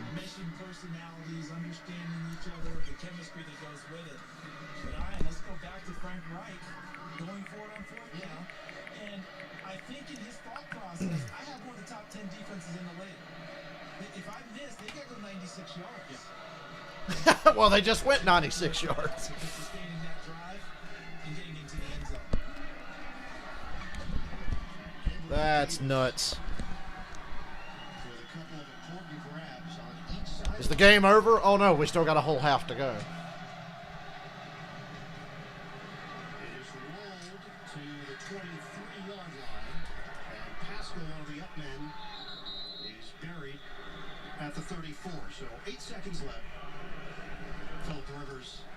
Figure just take a knee and go to the half. Even though Indianapolis has 3 timeouts remaining, you don't anticipate them doing anything all that intricate here. In a half where Hey, they're playing Orion by Metallica over the PA. at control field position, you look up at the scoreboard, and Buffalo has got the 14. Pretty sure that was Orion. Sounded like it. It was something from Master of Puppets.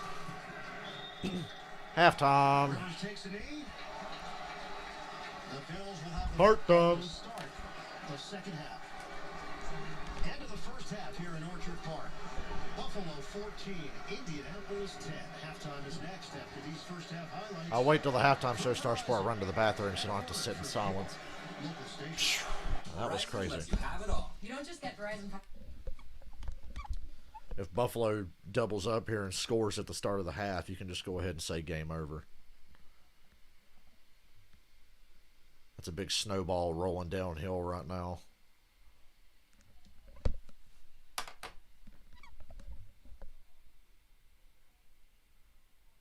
Think about everything that happened there. That ball hit the receiver Pittman in the hands in the back of the end zone on that fourth down. Then they get the Bills on the fourth down to hold them to a field goal. They jump off sides. Oh, yeah, and that was after Davis made that ridiculous catch on the sideline. And then he made another ridiculous catch on the sideline to set up that offsides on fourth down. Just, God, if you're the Colts, you're that close. Like, within inches of being ahead in this game.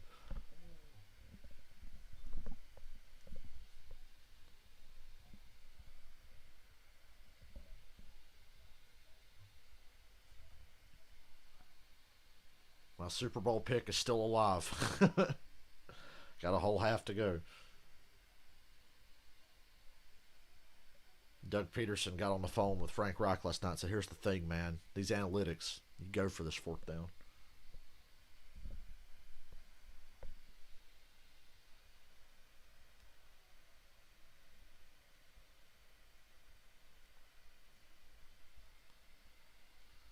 Frank Reich, there's a fine line between ballsy and stupid, because a year or two ago I would have called Doug Peterson a very ballsy head coach. And then this year he just did everything wrong. He was fearless, though. What kind of pretentious cocksucker wins a Super Bowl and then writes a book? How about you write the book when you're retired years from now? Oh, I'm fearless. Ooh, that Hardee's commercial looked nice. What am I going to get to eat later? I'm going to try to time it out so I can eat between games. When we get the little break between the 1 o'clock game and the 4:40 game. Have to call my dinner in at some point. I think we're getting Louis today. And I'll be right back. I'm going to run to the bathroom. 43 yards. Jonathan Taylor balling out for the coach in his playoff debut. Back and forth, but Buffalo leads it at the half, 14-10, as we welcome you back to our New York studio and the Verizon halftime report. 5G built right for the NFL, only from Verizon. Back here with Boomer, Coach, and Phil. To the highlights we go. Well, what a turnaround for the Buffalo Bills. 96-yard drive at the end of the half. But Josh Allen's doing it with his arm down the field to Stephon Diggs. But he's doing so much of it with his legs. This is going to be like a back sweep that's not there. Finds a way to throw it to Dawson Knox for the touchdown. And how about this? Moving around on the run to his left. Great job of just dropping that arm, hitting Gabriel Davis on the sideline. Quarterback draw. Indianapolis getting good pressure up the field. So what do? They call the draw. Good job by Brian Daboll. And then the quarterback read. Josh Allen, good cut. Power. Indianapolis has done a good job putting pressure on him, but it's his running and movement that has been the difference. On the other side, Phillip Rivers in the first half, no pressure right here. You're going to see him in the pocket. He is going to find T.Y. Hilton. And then the star of the first half has been Michael Pittman Jr. Watch this again. Give a look at the line. The offensive line is giving Phillip Rivers for Pittman to go all the way across the field. He drops a dime right there on him. And then you're going to see again the time, the pocket, the anticipation. And this play right here by Frank Wright down the red zone on fourth down. It's an incomplete pass. As Charles Davis made mention to it, you have to question that decision if it comes down to a three-point game. And again, you see the comparison. One thing not lost there is JB made reference to. Josh Allen has got 6 carries for 43 yards along with his 138 You know, when you're playing against the number 2 offense in the Buffalo Bills, you got to run the ball on their own offense, as evidenced by Jonathan Taylor's first half, 14 carries. He's got 40 yards. He's also got a touchdown. That's the 5th straight game with a touchdown for the young running back out of Wisconsin. Stay with them. They're eating up the clock. They've had the ball for 19 minutes and 41 seconds in the first half. You can take a look at the numbers right here. You know, if you ask me, you know, going for it on 4th down, that would be a questionable call about Frank Wright. But Phillip Rivers had Michael Pittman open. He's got to hit him there. That's what you're paying. Okay, I'm back. Quarterback to do. The What a play half. was there. A play needed to be made. It wasn't made. But if I'm Indianapolis, what I'm worried about is my second half performances throughout the year. Their first half, they've been the 2nd overall best. They just blew a 17-point lead to Pittsburgh a couple of weeks ago. I regret not streaming that game. In the NFL, this is where I worry about Phillip Rivers in the second half of the Colts offense. But go ahead, Bill. No, I was going to say, I definitely would have kicked the field goal there from my perspective, because you're in this I was saying right kick the now, field goal. and points are In this instance, I was correct. But then again, 14-10, but I think, again, if Pittman and Rivers make that play, it doesn't matter. They just flat out didn't make the play. But it's been the legs of Josh Allen that has now made the difference in this game. For the pass rush, Indianapolis has gotten there, but he's gotten outside and contained, has extended these plays, particularly that last drive. You saw that. Yeah, I think we all agreed we would have kicked the field goal. We didn't second guess. We first guessed it. But, you know, you say that, Bill. Indianapolis doing a great job getting pressure, blitzing early, which kind of surprised me, had success. And the Buffalo Bills, they have put zero pressure on Phillip Rivers when you look at the first half. You know, you said this thing about Brian Daboll. What he did, he made an adjustment through that first half because they were letting him get outside. They started coming up the field, the Indianapolis Colts defense. Then you call the quarterback draw right up the middle, and that's what happens when you have an athletic quarterback. You guys are fired up, and guess what? We get to do this tomorrow as well. Tomorrow, Super Wild Card Weekend continues, and the road back to the Super Bowl begins for Drew Brees, that is, and the Saints as they clash with Khalil Mack and the Chicago Bears in The worst fucking playoff team of all time, the Chicago Bears. They are the worst playoff team of all time. I like Washington better than the Bears. colleague that would be Nate Burleson. You know, in regards to this comment, the game tomorrow. Mock the Bears. Drew Brees is going to have all of his weapons back. Alvin Kamara is going to be out there. Michael Thomas is going to be out there. This is going to be a daunting task for the Bears to overcome all of that. And for the Indianapolis Colts, I'd say in the second half of this game, stay with what you're doing. You're controlling the line of scrimmage. He's been snapping the ball with less than 5 seconds. You got to keep the ball out of Josh Allen's way. Get off the field defensively. This game could come down to who has the ball last. Bill, good point. The weakness of the Buffalo Bills, they're not a big defense. They're fast. So what do you do with you?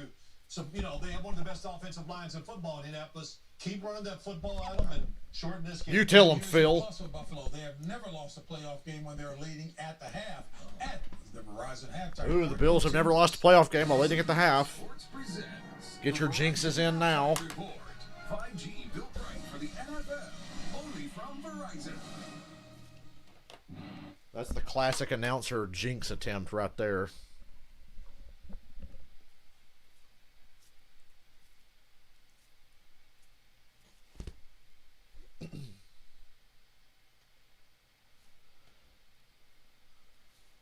Lori, I'm surprised you watched me play that game last night. It was a fun night, though. I just wish I'd had the energy to be Jason. Next week, I'll try to play as Jason. Because it's really fun to see the game from the killer's perspective. If I decide to stream it again next week.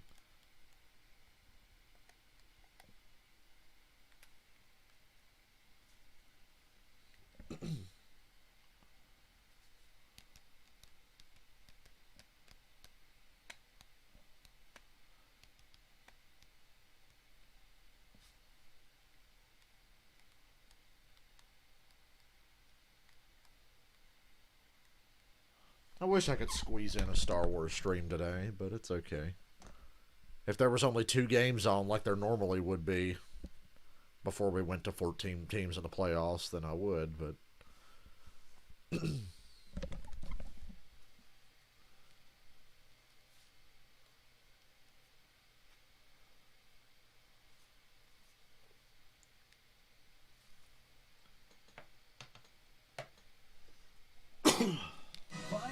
Stop flexing that Verizon on me, NFL. I miss having Verizon. I miss it like you wouldn't believe. Halftime in Orchard Park with the Bills in front of the Colts 14-10. Back with the start of the second half after this message and a word from your local station. You're watching the NFL on CBS, the home of Super Bowl 55. History is made one play at a time. I wonder what funny title I'll come up with for my Super Bowl live stream, because if I call it Super Bowl something, I'll get copyrighted automatically. And probably the stream will get shut down. So we'll come up with something funny on Super Bowl Sunday. I'm sorry. For the big game at the end of the year, we'll come up with something really funny for the title. I've already been brainstorming that.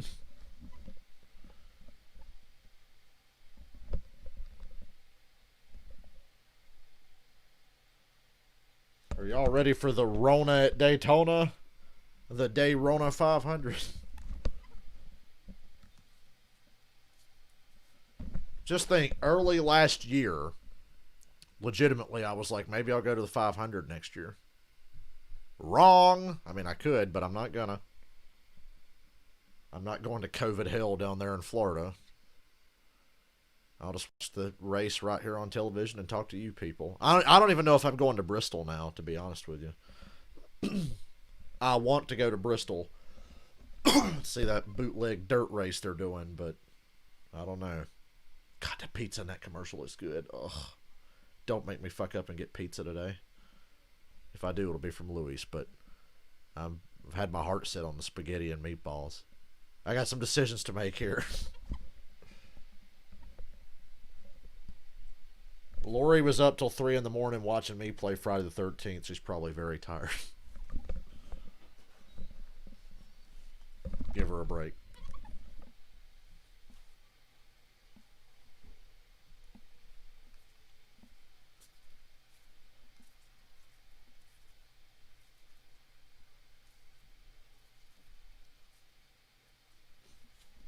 I pulled some good games out of my ass last night playing Friday the 13th. I did have fun. I had a lot of fun.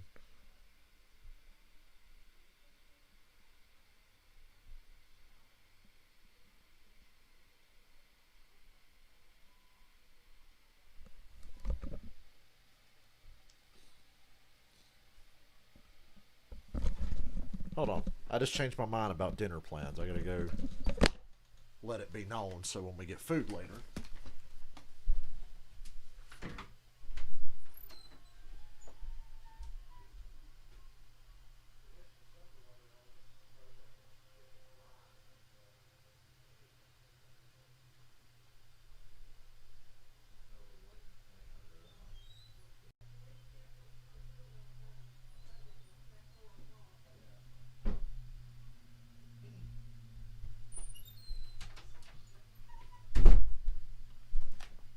Booyah, change of plans. I'm going with Bojangles today. I'll give Louis another break. I saw a Bojangles commercial just now. Advertising does work. Ready for second half action. Second half. In Western New York, Buffalo 14, Indianapolis 10. That's been an unbelievable game. Playoffs is just next level energy, man. Yeah, I saw where Bristol got its dirt delivered this week. A lot of negative Nancy's on social media. How stupid is this? It's so stupid. And I'm like, have you seen the ticket sales for the spring Bristol race all the way up until this year? The spring Bristol race was about to get taken off the schedule. They can't sell tickets for the spring race. They had to do something. And I'm all in favor of it. It's going to be wild. And Kyle Larson's going to lead every lap. Go Hendrick Motorsports 2021. Just hope to God Kyle Larson can get a goddamn sponsor. Right now, all he's got is HendrickCars.com and Valvoline. Very bold of Valvoline to put their fucking logo on the car. Because nobody else seems to want to. Here's Blankenship kicking it off. Roberts a yard deep in the end zone. I hope Kyle Larson wins the goddamn Daytona 500. Chance to put a touchdown on the board. Could not punch it in. Went for it on fourth down. Well, let's watch the second half. Buffalo's getting the ball. Down the field to take the Up lead. by 4. Hitting the break. It's my Madden strategy. If I win the toss in Madden, I defer, and then I get the ball to start the second half. I eat clock in the second quarter and score at the end of the half, and then get the ball to start the second half, and I'm up. And finally, Buffalo will start at the 29. They will start beyond their own 15. Line, I spoke to Frank Reich about the decision to go for it on 4th and goal on the 4, and there were no regrets. He said, No regrets from Frank Reich about that 4th down. They should have. Really, we can't be hard on Frank Reich. Rivers and Pittman got to make the play. They had it. It was there. They needed to make the play. And yeah, Jeff, my point exactly. Bristol sold out. It wouldn't have sold out last year without the dirt, I'll tell you that. Do y'all want 2 Bristol races or not? Why are people complaining about the dirt? As he carries for 2 yards to the 30, hit by Grover Stewart. First half numbers. The Bills were 0 for 4 on 3rd down in the first half. Nice mix of the run and the pass. Couple of plays downfield from Phillip Rivers. It's been as even a game as you can get. There's Buffalo at 0 of 4 on 3rd down conversions in the first half. Allen has time. Oh, sailed it high. He had John Brown wide open. John Brown. Brown is back in the lineup. 3rd and 8. Missed 5 games. Come on, Buffalo. You got to keep that momentum rolling. Had knee issues, ankle issues, was on the COVID reserve list, and certainly it's been a big plus for this Buffalo offense when he is healthy. Sam looking up at the Oh, board, no, that didn't sail high. John Brown should have caught that ball. I don't have any other explanation. He just did not catch it. So I was wrong. That's on John Brown. 3rd down for Buffalo. 5th 3rd down attempt of the day. 50% for the season, which was best in the NFL. Not all 3rd down conversion tries are equal. This is a 3rd and long, 3rd and 8. Allen tossed to the side. Oh, Beasley, 1st down. What a play. And he's got the first down. He found Beasley 2 yards short of the sticks, and Beasley was able to turn around and get the yards. One of the additions to last year's team, and boy, did he ever fit this Buffalo Bills philosophy. Look at that. Understood where the first down marker was. Got underneath the tackler. Xavier Rhodes. He picked it up. Rhodes had a chance to bring him down. Beasley again, 1st down, gain of 14. Beasley. And another first down for Buffalo. As Allen puts a muscle. They converted their first 3rd down. They're rolling now. And Beasley made sure he secured the catch. Didn't worry about the run after it. I bet those tickets sold faster for this, though, Jeff, than they would have for last year. Josh Allen was in, and Brian Daboll's offensive coordinator likes it as well. They're moving a little bit quicker, getting to the line of scrimmage to let him out. It's sold out, but you can still find tickets somewhere. But I don't guess I'll go. I'm going to be responsible and try not to get my grandparents sick because I'm around them a lot. There's Diggs to the Indianapolis 31. I'm telling you, when When they scored at the end of that half, that was the ball game right there, and now the Bills are about to finish them off.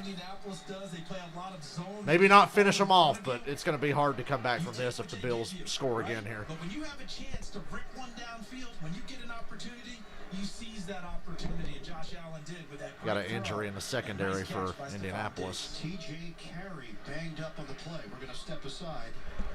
More third quarter action coming up. They were happy for that injury. Ooh, boy, another commercial break. They were ready to go with the commercial.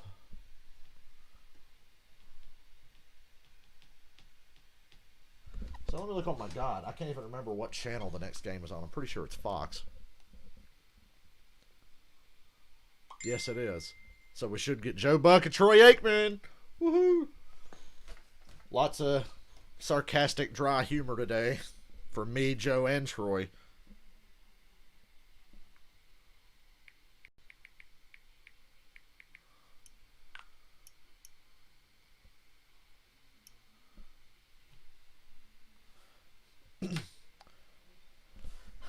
I love Joe Buck and Troy Aikman together. For years, I would get annoyed at Joe Buck, but I've completely flipped. I personally love the man now. I think the Bills are getting ready to just handle business in the second half and get ready to move on, kick back, and see who they play next week. Because if the Colts win, we know they're going to Kansas City. If the Bills win, we got to wait till tomorrow probably to figure out who the hell they're going to be playing. Yeah, actually we will, because the next two games today are NFC games. So yeah, tomorrow we'll find out who Buffalo will play. My money's on Pittsburgh. You saw my playoff bracket earlier. I showed you.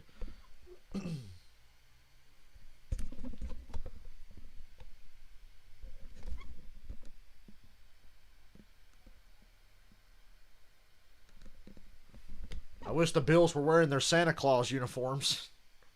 Those big red uniforms. Those are cool, man.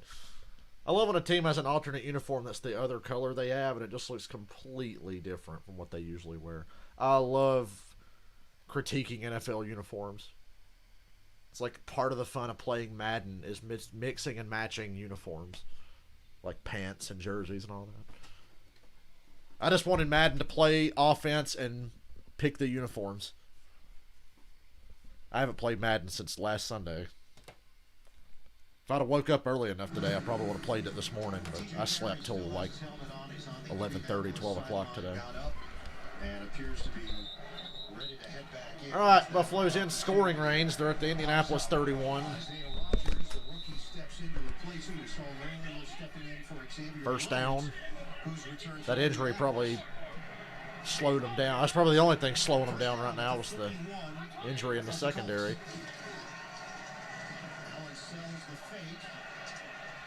Yeah, that's some tough running there.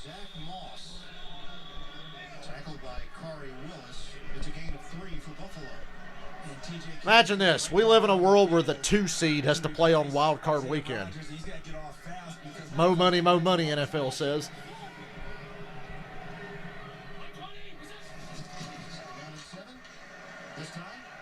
And Josh Allen again makes it 3rd and 2.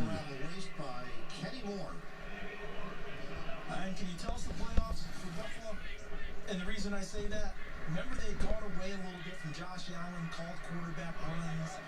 Well, I'd like to keep Josh Allen healthy for the sake of these playoffs.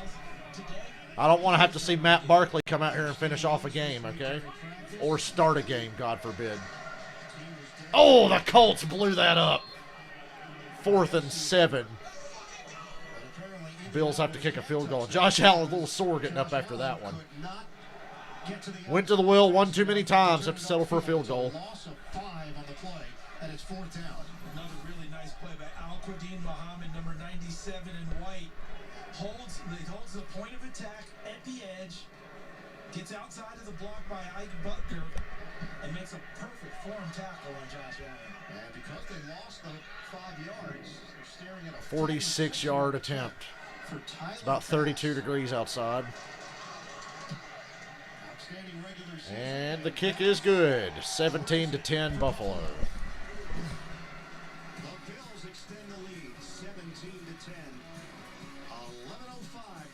Good stand by the Colts D. Now when you order Domino's online. Okay, every time I see a pizza commercial, it tempts me, but I'm glad I made the decision. I'm not having pizza today. I usually regret it when I do, but God, that does look good.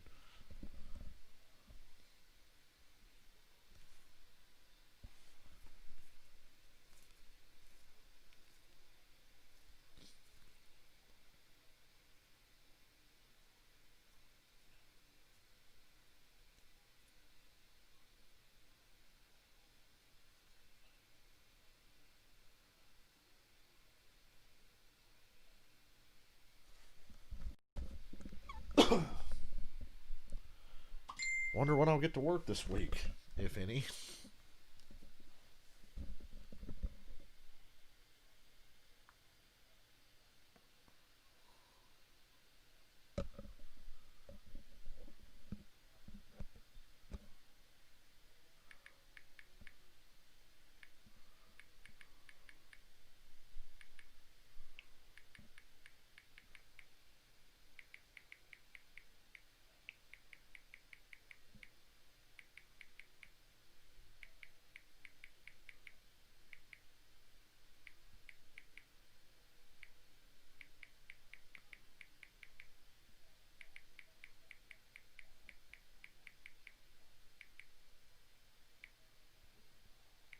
Hey, Christian McCaffrey.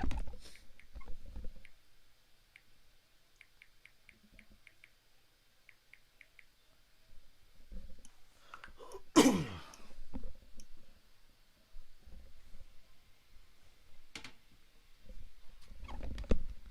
know what? As much as I want to go to races this year, Jeff, there's two things holding me back. Number one, COVID and worrying about certain people in my life.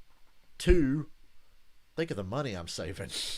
Oh, yeah, and three, I do enjoy streaming the races. And I haven't had to face the fact that, oh, I'm going to go to a race and not be able to stream it. But those 3 or 4 things combined always has me like, maybe I'll just save the money. State Farm is there. Now some great playoff moments.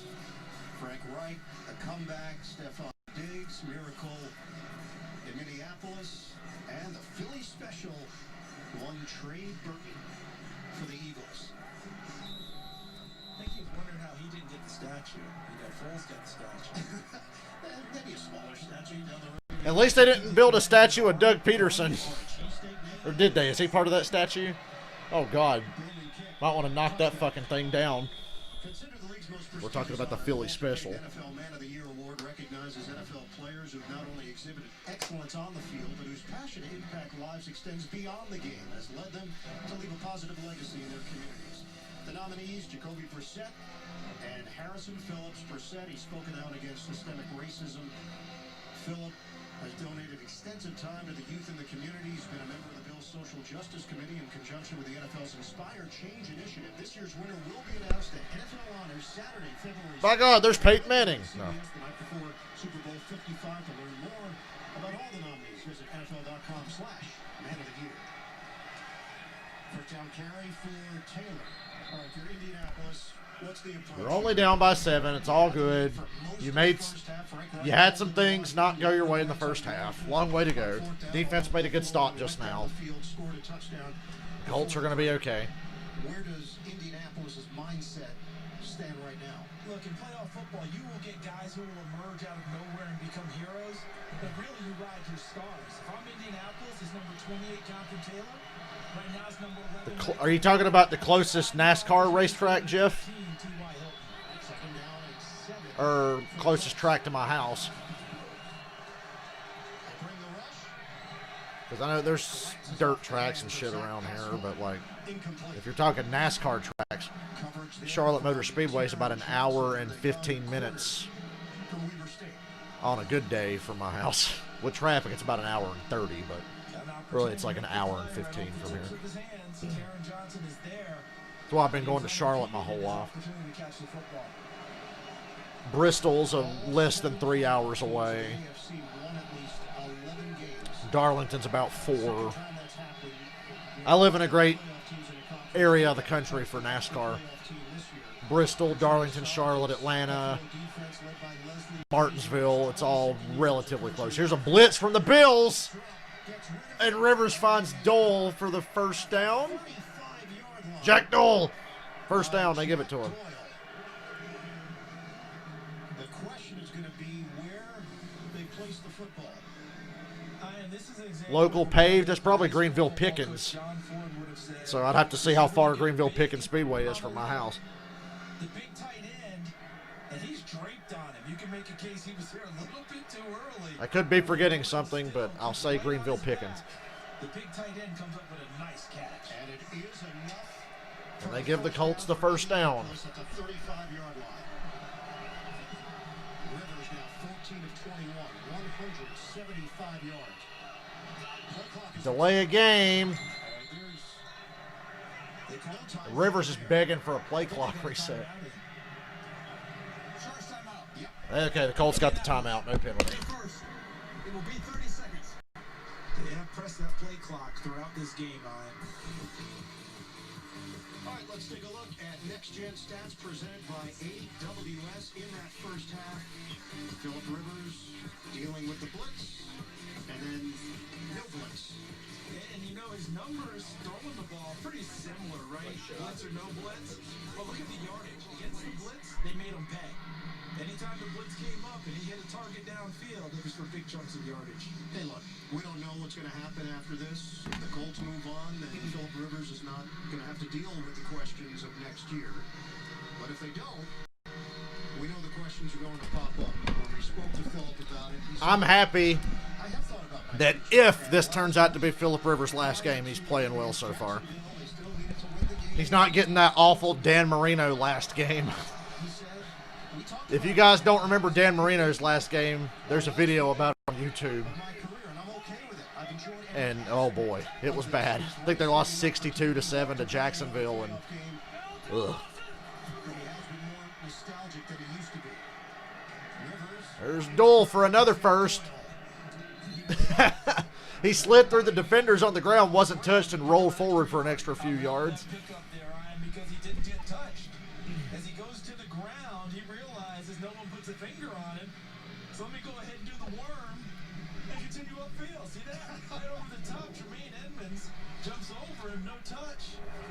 So he went full out there and said, hey, use the body, keep it moving. Wiggle my way into a first down. I think it was the reverse one. On his back. Maybe it was the game. I don't know which one it was. Breakdancing 101. We'll cover that later. Handoff for Taylor. Tackle just before he hit midfield for a gain of 3. Moving along through the third quarter. Among those there for Buffalo. 8.5 to play in the third quarter. Just my 2 cents on Phillip Rivers. He made me comfortable with it and understand, where he is. I think he wants to play again. And I don't think that Indianapolis will turn down the opportunity to bring him back. So we'll see how this develops. Colts had to use that timeout. We'll see if that becomes a factor later on for Indy in a tight game. 2nd and 7. Pittman motion to the backfield. They give it 3rd and 5 now. to Taylor. How about the development of Taylor? Just across midfield. We've seen over the course of his rookie season. It's been phenomenal would be the wrong word because he was drafted in the 2nd round and many thought he was a first-round talent, so that would be the wrong word. But at one point early in the season, people were wondering, is he going to get it? Is he behind Nyheim Hines and Jacob Wilkins? Is he going to get carries? And the game slowed down for him as he increased his knowledge of what defenses were doing. I almost wanted to call Jonathan Taylor Fred Taylor. I may have by mistake earlier in the stream. I'm not sure. Now I think about it. Boy, they just got that off. Here's a blitz. First down. Mo Alley Cox. God, the Colts are really cutting it close with these late snaps as the play clock winds down. Told us how the officials look at it. They've been right within what they've done, normal standard operating procedure. And a good tackle there, but a good understanding by Mo Alley Cox of where the first down marker was. Colts have been really good on 3rd down today. Rivers has been using his tight ends Unlike the Bills. And Allie Cox and Trey Burton. 8th play of the drive. 7-point lead for Buffalo. Taylor picks his way inside the 40. And they're really patient with the running game, too. They're not getting big plays on the ground, but they're sticking a lot of runs in there, and it's adding up. Edgerrin James, Marshall Faulk, Jonathan Taylor. Most rush yards by a rookie in Colts history. He didn't catch Edgerrin James at 15:53. Oh, Robert. I am so excited for Washington Tampa, and I don't know why. Because I think that game is very unpredictable.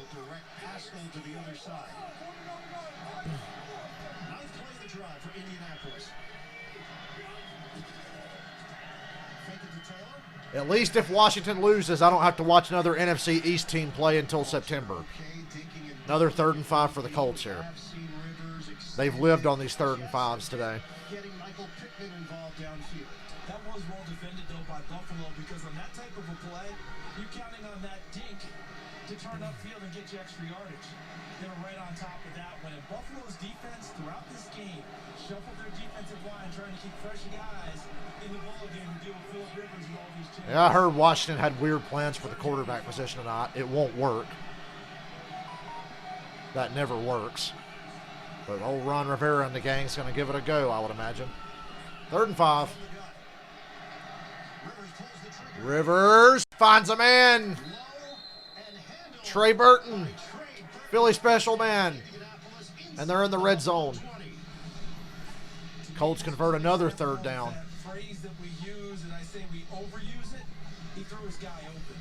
Meaning, Philip Rivers threw it to a spot for him to go to where there were no defenders, as opposed to trying to put it on him right where he was, and there might have been traffic.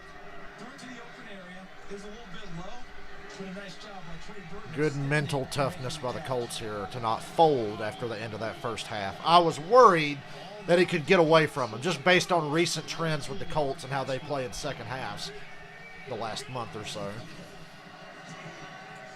Taylor is tossed down by Jordan Poyer. Picks up 3. We check in with Evan. Another layer to this Taylor conversation, guys, is the fact that this was running back by committee for the majority of the 3/4 of the season, if you will, and Taylor's now the lead back. He's fresh.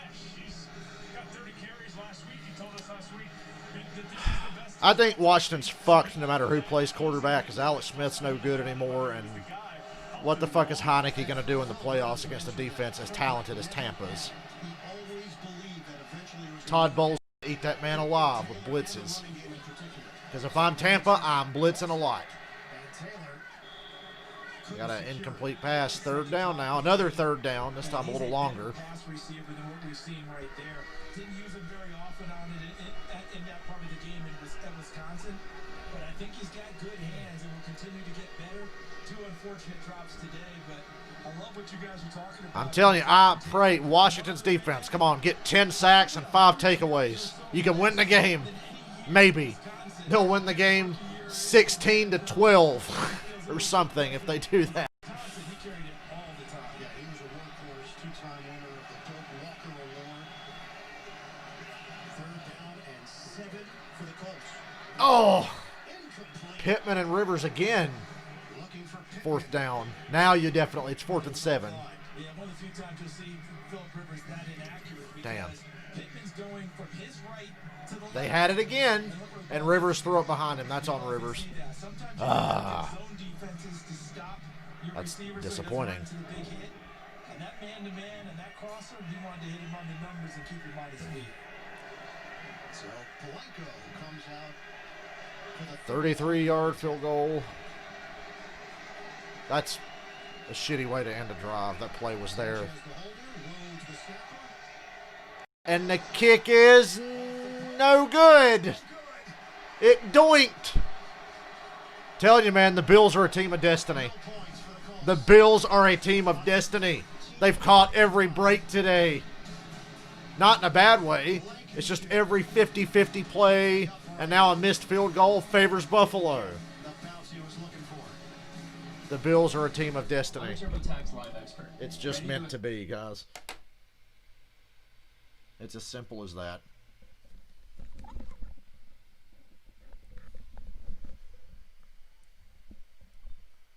That's karma for not kicking that field goal earlier, Indianapolis. Sorry, but...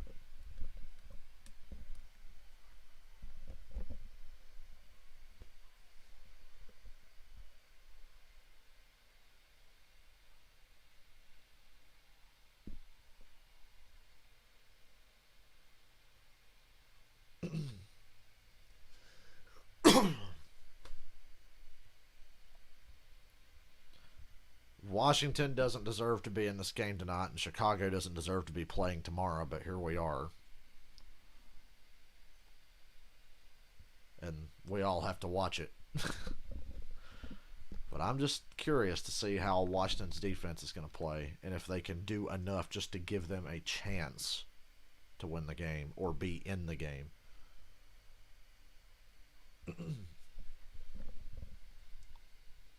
All I'd be asking for is just give us a chance. If I was a Washington fan, I'd be like, just give us a chance.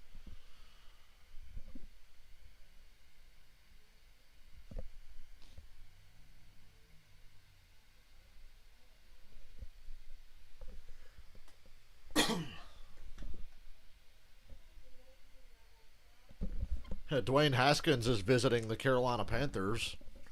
Now I'm starting to question every decision Matt Rule's ever made. Heard Washington might offer Cam Newton $40 million over 2 years. Cam Newton would be a step up over Alex Smith and Taylor Heineke at this point.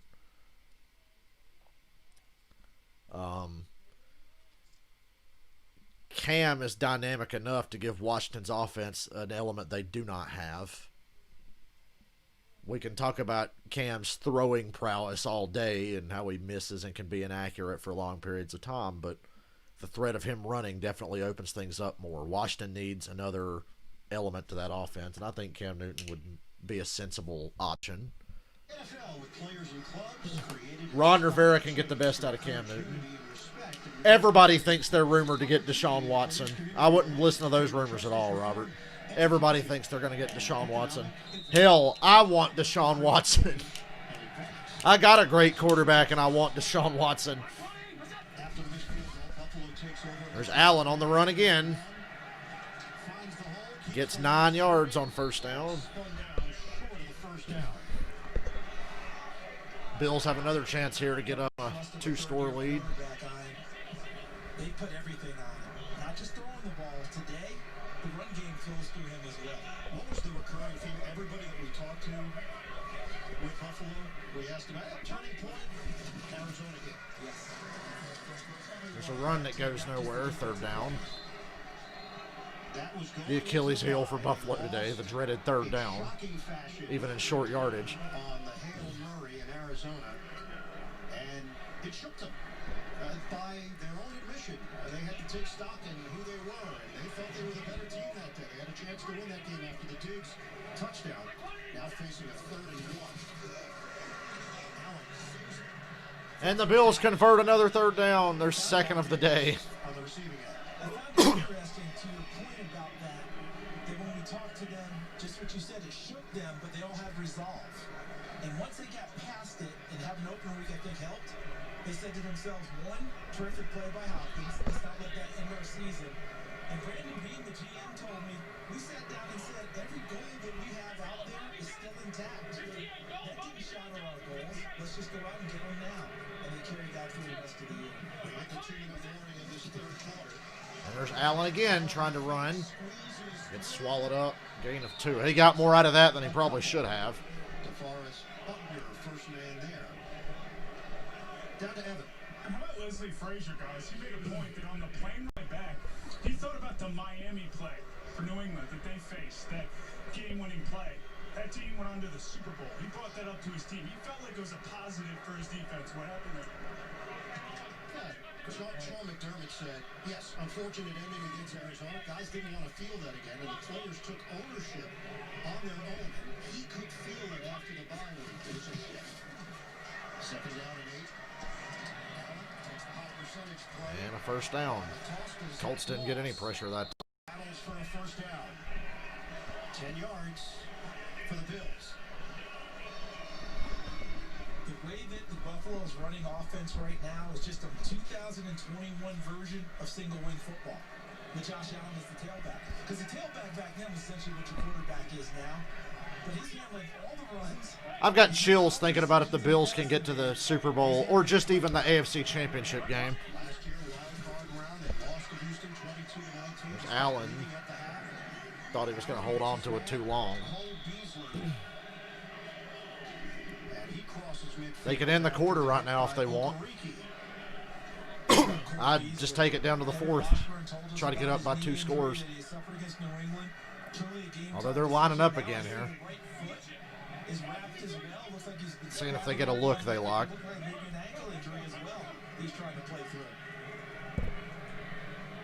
Such a trustworthy underneath target for Allen. And Beasley has said, this is the most comfortable I've ever been in the system. I can do a bunch of different things. They don't have to snap it here, and they won't. End of the quarter. Take your lead to the fourth quarter. Fourth quarter in a playoff game. You only got a 7-point lead. Your buttholes are firmly clinched in Western New York.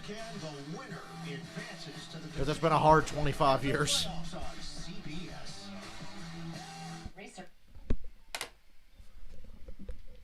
But considering how that first half could have gone, you're happy to be up by 7.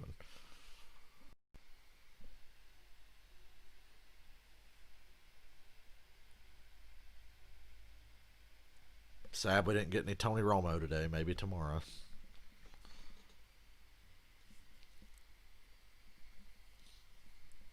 I'm glad we get to hear the Monday Night Football crew again for the Ravens-Titans game tomorrow.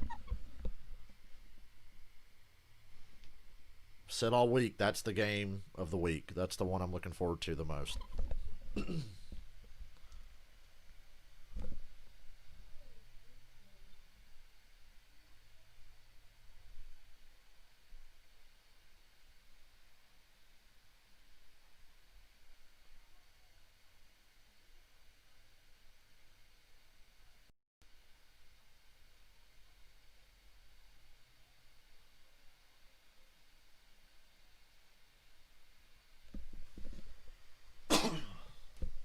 You know what Ford stands for, right?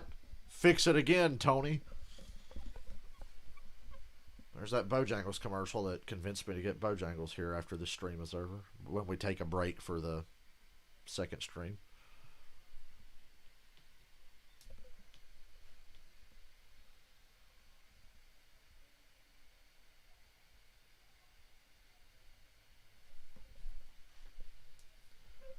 Oh, thinking about a 10-month NASCAR season coming up. That's going to be a lot of streams. God, this past year was a lot of streams. Even by the end of the year, I was like, God, can I just do Cup? I always said, don't expect me to do every truck in every Xfinity race. It just depends on how interested I am. Every Cup race, though, will be here.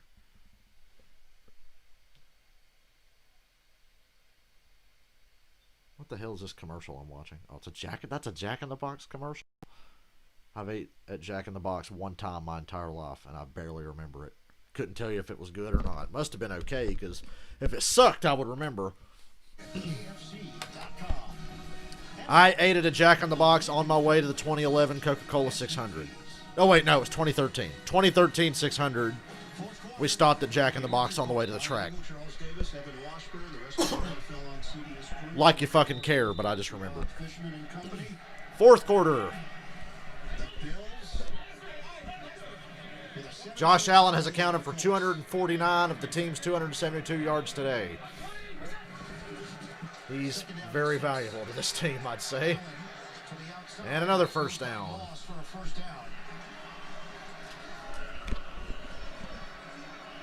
Two tacklers whiffed, and he turned it into a 7-yard gain. And this is going to be the longest drive for Buffalo in terms of time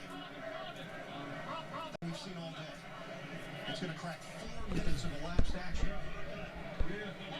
Utilization of the running backs, not as runners, but as receivers out of the backfield. Bills still have no running game whatsoever, but they are using the running backs a lot throwing the ball. Here's a run. Ooh, the ball came out. The ball came out.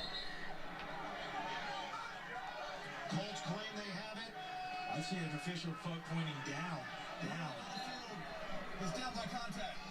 And that is the ruling. They're saying down by contact, and Moss is on the ground, Right now is for injured. Zach Moss, who is injured on the play.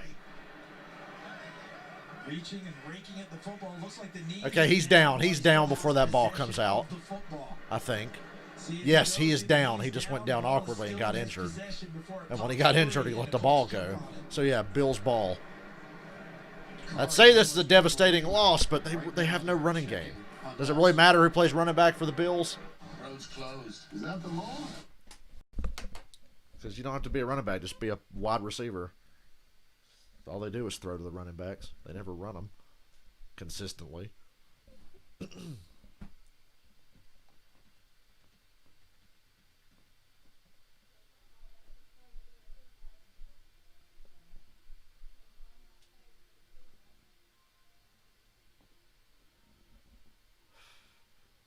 I'm so glad I got this commercial muted. I can tell it would annoy me. Because I just see a bunch of jack-offs singing.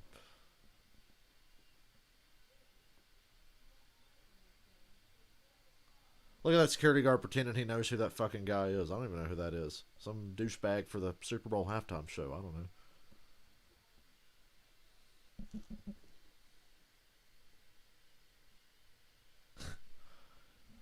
Haley Deegan's no girlfriend of mine. She's cute, but she's a moron. I wish her well, though. I will be rooting her on. I'm not rooting against her. We will cheer her on. Till she ends up overstaying her welcome Danica style. She's more talented than Danica ever was, though. I will give her that much.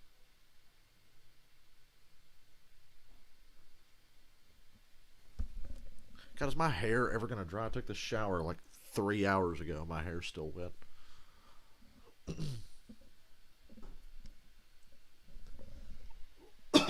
Excuse me.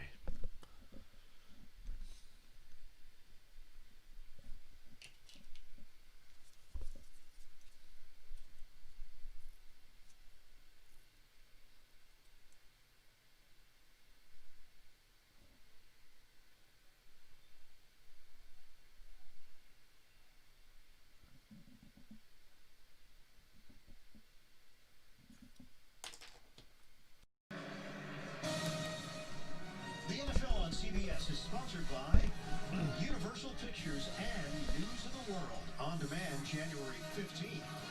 And by Rocket Mortgage. Need to finance a home like a pro? Rocket can. Right, first and foremost, Zach Moss is being Zach Moss getting carted off. His left leg got pinned underneath. Hopefully it's not as bad as it looks.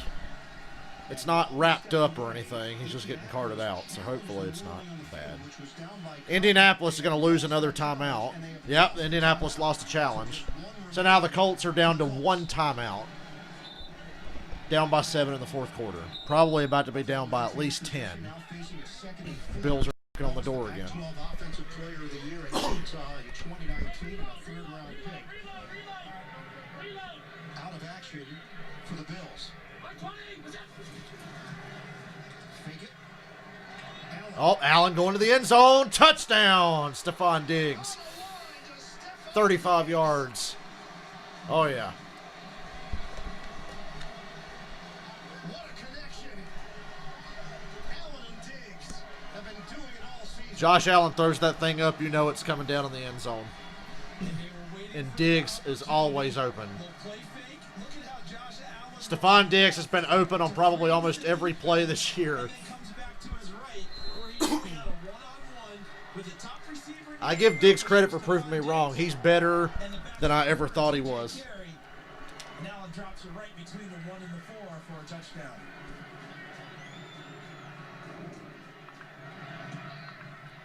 Extra point from Bass is good. Stephon Diggs for the first time as a Buffalo 24-10. playing in front. Colts are down to one timeout, but there's 14 minutes to go. It's the first time that there have been fans inside Bill Stadium this season. Did you see him in pregame? He had a ball with the fans. He was out playing catch with people people up in the crowd, and they were throwing the ball back to him. They had a great time together. Stephon Diggs with a touchdown to extend the Buffalo lead. Tune in February 7th. God, if they don't stop playing that fucking song and talking about the Super Bowl halftime show, I'm going to have to spend another $220 on a new TV because I want to throw something through it. And on that throw, did you notice Josh Allen, third-year quarterback, the ability to understand he had the one-on-one to his right. 24-10. Patience to let it develop by looking left and moving his body left a little, defense that way, and then came back right to create that one-on-one. Stephon Diggs talked to his old coach, Keenan McCardell, great player in his own right. Keenan McCardell, wow. It's all about the quarterback. The success you have comes from that relationship, and that relationship has blossomed quickly. For the Colts, it's going to be about missed opportunities. Indianapolis played an excellent first half. Had a chance to put 7 on the board there, but Rivers overcooked it to Pittman. And then the field goal attempt by Blankenship. 4 times this year, Blankenship has hit a post. Is Diggs going to floss? No. Are you trying to tell me Blankenship's just as bad as Cody Parkey? All right, Rivers, what do you got? He wanted the check down, it wasn't there, and he just throws it in the dirt. Rivers is tossed into the feet of Nyheim Hines. Gotta have it. It's gonna have to happen quickly here for Indianapolis. And yeah, it's got to happen fast with only one timeout. Yeah, there's 14 minutes to go. Dude, I felt the shift before the end of the first half. I knew this game was probably over. Still time left, though. But Evan, he did say he had the orange slices at the half. You know, those things stick in your teeth. So they do that at the NFL. Whose mom brought some orange slices? Hit a nice run here. 40, 45, 50 out of bounds in Buffalo territory. There you go. Nice draw play. You get right back in this. Indianapolis is in Buffalo territory now at the 46-yard line. And I think that run makes your point, Ian, that you were talking about the clock starting to tick on them. How fast will they move? You need bigger plays now in order to close this gap. They've been pretty methodical this whole Diggs, Thielen, and Jefferson. Jeff, I don't even think Kirk Cousins could fuck that up if they had Diggs, Thielen, and Jefferson on the same team. Not even Kirk Cousins or hell, Mitchell Trubisky would look all right. Another big run for the Colts. It's another 20 yards at least.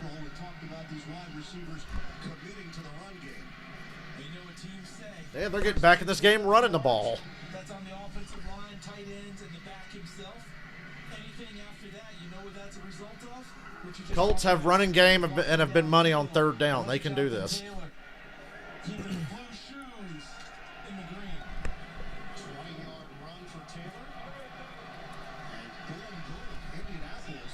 They're at the Buffalo 26 after a couple of nice runs.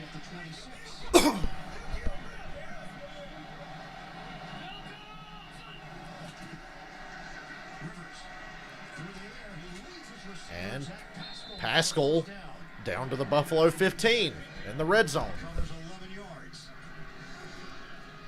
They do such a nice job with their route concepts of creating space underneath the deeper receivers for Rivers to find that guy for a catch and a run.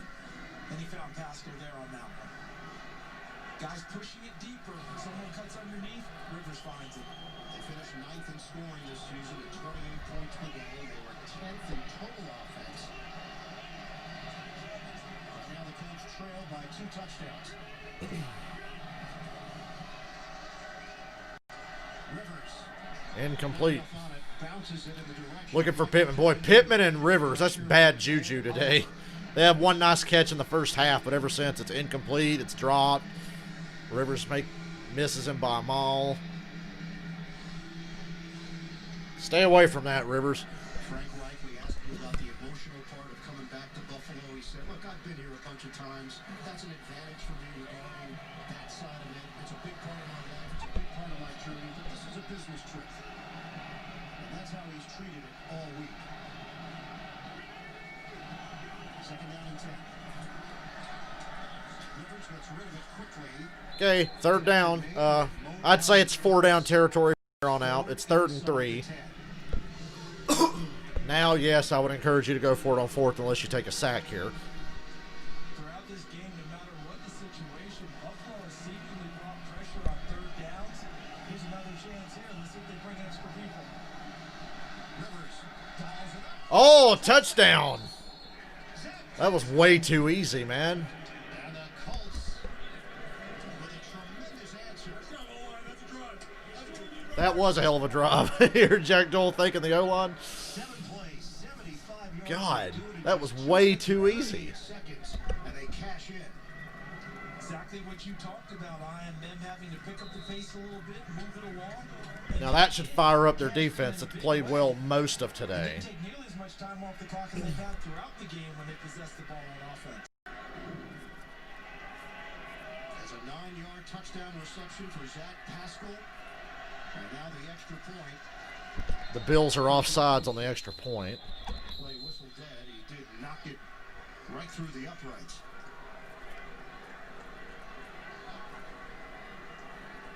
Been pretty clean throughout. 2 penalties charged against Indianapolis, just 1 against Buffalo. Brad Allen's crew has had the 3rd fewest holding penalties this season. Take the penalty and go for 2 from the 1-yard line. Now trying to sort it out along the Indianapolis sideline. That'd be a Doug Peterson thought, wouldn't it? And they are. They're going to do it.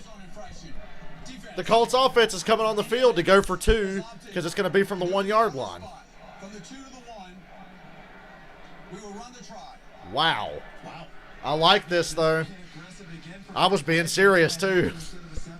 And then I kind of thought, well, it's a Doug Peterson call, but why not? So the neutral zone infraction against Buffalo gives Indianapolis the option, and they have taken it with the ball placed at the 1. 2-point attempt from the 1-yard line. The Bills' defense is so good in these situations. Situationally, their defense is really great. And they stuff it. Bills hold an 8-point lead. Damn.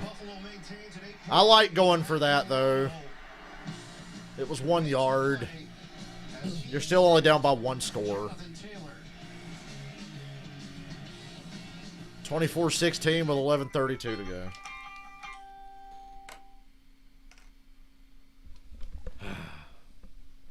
I was on board with that. It's all about the flow of the game.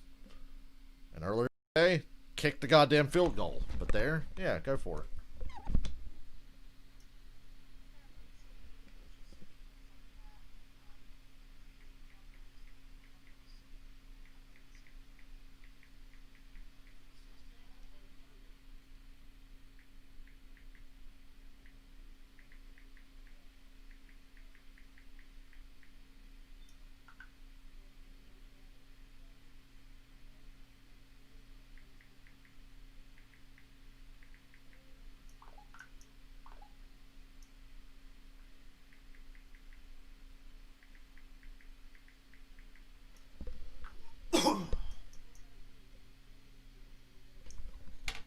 I liked that 2-point conversion call, even though it didn't work, because if you get it, that really puts a lot more pressure back on the Bills. The Bills offense, who's not been good on 3rd down today. They've gotten hot here in the second half. But they can't run the ball, and they've pressured Josh Allen a lot. They haven't sacked him, but they've gotten to him a lot.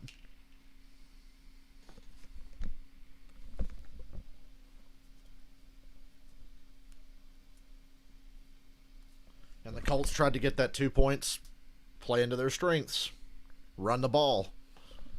Just didn't work out. Good call, Dale. Yeah, very funny. I'll have you know that since I started playing Madden again, I have not gone for 2 one time. Thank you very much. Although I should start because I can just cheese that fucking crossing route. Call 4 verticals from the 2-yard line and have Julio Jones run a cross underneath and he'll get open. Chances are he will get open. It's Madden. It works almost every time.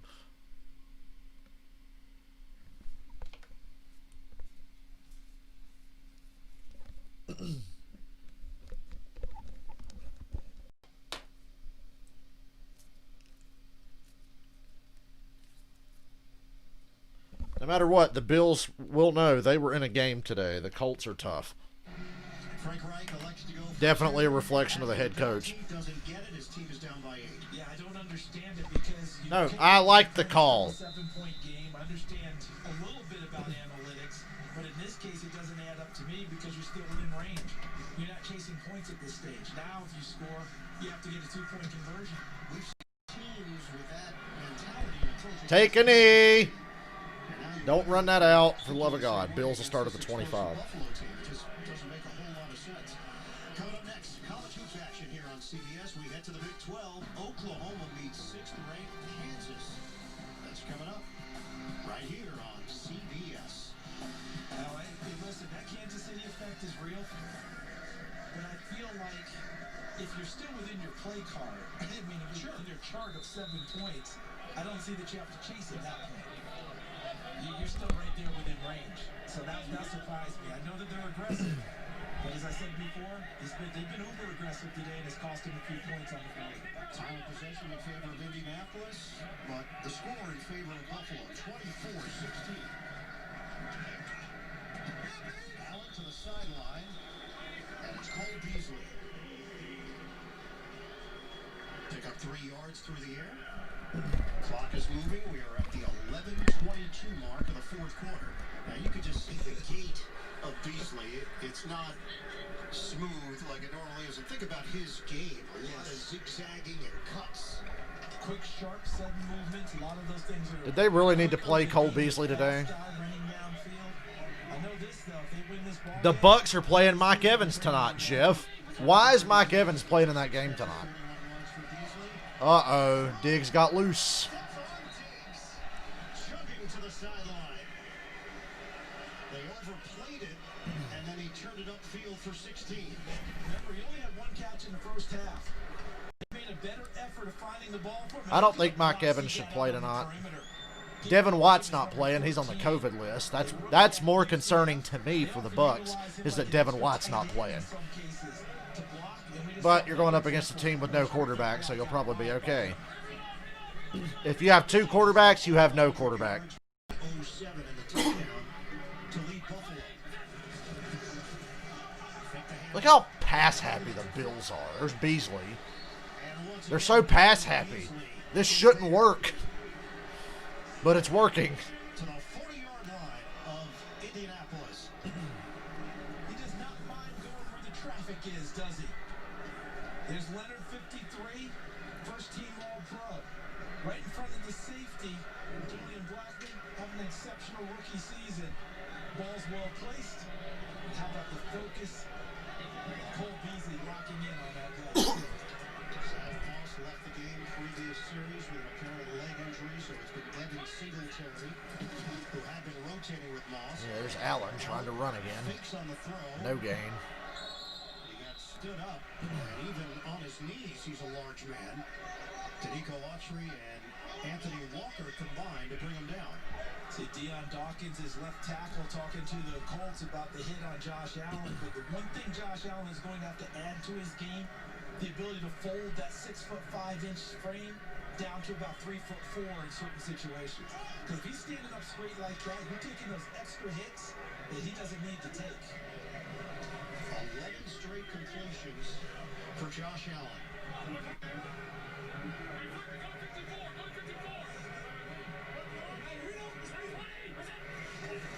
There's a blitz. They check it down. Good stop by the Colts there. They got them on 3rd down now. You cannot even give up 3 at this point. They have to force a negative play or incomplete pass here, or the game's probably over. for Josh Allen. He has spread it out to 6 different receivers. Throughout this game, he has taken what the Colts have given him, but when they've given him openings, he has ripped it downfield. The last one is the big toss to Diggs on the last possession for the touchdown. Crucial play here. You get a first down, you are in legitimate field goal range, and you can make this a 2-score game. 3rd and 6.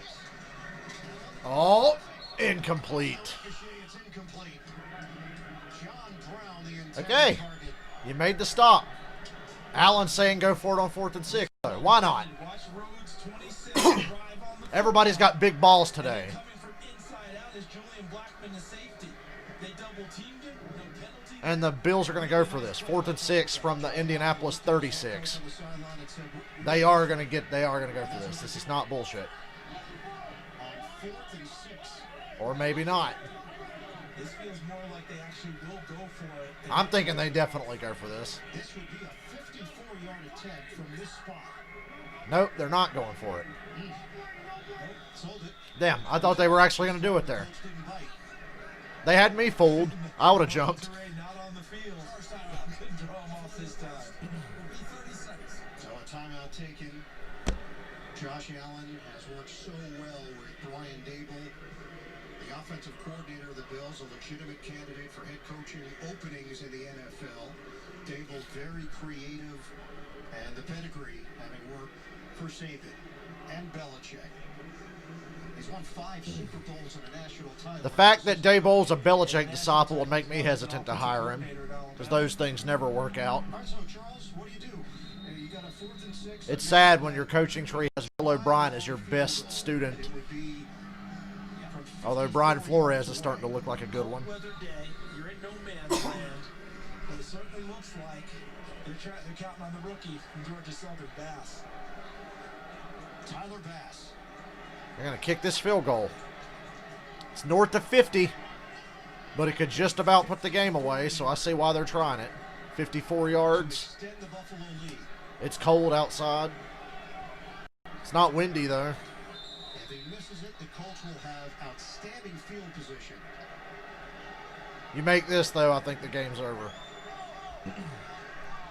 From 54 yards away.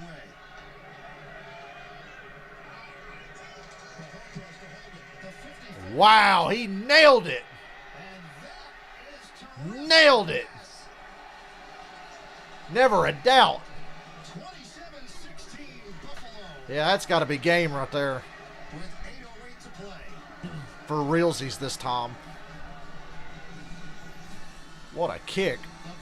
That's what you want to see in the playoffs. You got to have your kicker on a hot streak in the playoffs. So many of these games are going to come down to that. You know it.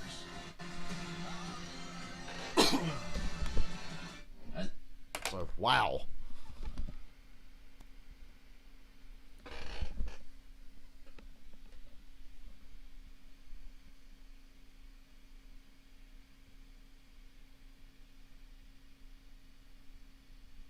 (27-16) with 8 minutes to go.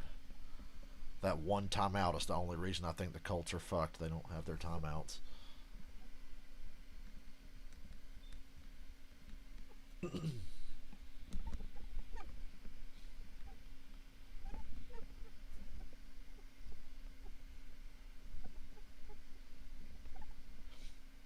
What's the analytics on the Bills' percentage chance of winning? There need to be two categories when they measure the analytics of like this team has like such and such % chance of winning with this amount of time left. There needs to be 2 categories. Number 1, everybody in the NFL but Atlanta. Number 2, what if Atlanta has the lead? Because I would imagine if you're Atlanta with a lead, your chances should drastically go down, no matter what the situation is. So, Pro Football Focus always gets it wrong.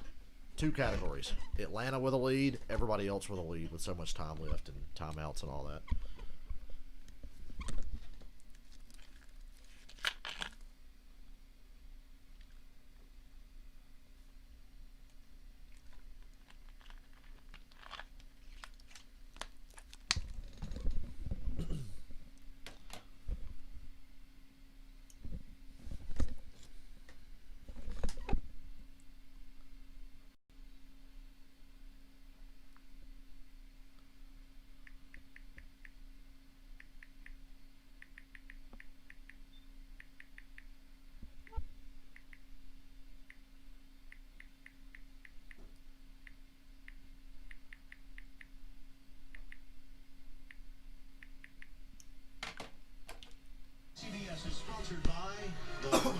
rugged truck and SUV lineup from Honda.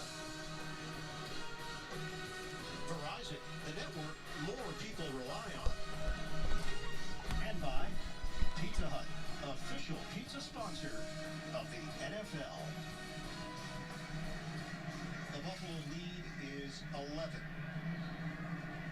Just over 8 minutes to play in the fourth quarter. Now, can the Colts come out and score in about 2.5 minutes again? Then they'd still have a chance. Ooh, fumbled the kickoff, picked it back up. Gonna get a decent return. He got out to the 24. And gets hit along the 25-yard line. Score quick again. Super wild card weekend. Oh boy, super wild card weekend. Head to the Big Easy to take on Drew Brees and the Saints. Next weekend's not super. Next weekend we're back to normal. 2 games on Saturday, 2 on Sunday. NFL today. Super wild card weekend continuing on CBS. Game can also be seen on Nickelodeon, Amazon Prime, and CBS All Access. Nate will not be in the studio. He'll actually be in New Orleans working the game on Nickelodeon. How about that? He's gonna have a blast. Got to get them kids young. Make them football fans. Tushar, don't fall for it. The Domino's is not good. I start craving Domino's randomly, and it's never a good idea. Once again, the play clock winding down. On the appeal for Hines, trying to redirect it. He got down. All right, at this point, Limited to a 3-yard pickup. the Colts are going to be forced away from running the ball, obviously. That last drive surprised me how well they ran it, but I think the Bills were just expecting them to get pass happy given the situation.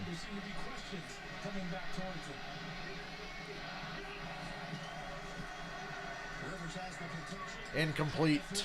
Nice play by Tremaine Edmonds. Edmonds in a matchup with a tight end Doyle. Rivers has really used the tight ends. 5 catches for Doyle, 3 for L.A. Cox, 2 for Burton. And Tremaine Edmonds' game has really picked up over the second half of the year.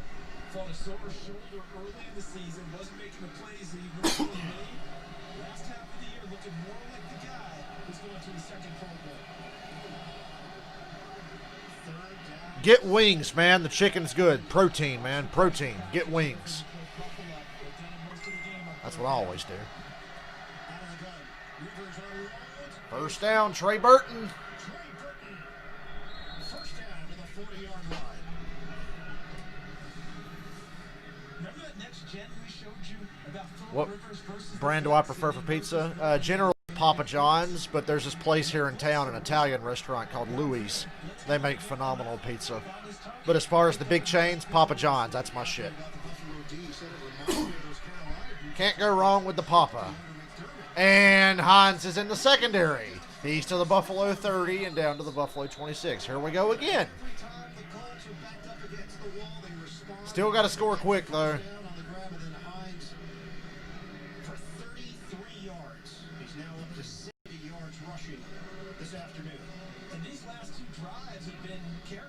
And go for 2 if you get this touchdown. Remember, Indianapolis has just 1 timeout. They had to call one early in the half, then lost one on a challenge. Tushar, where are you at? I forgot where you're at. Rivers got all the time in the world. Touchdown! Wide open.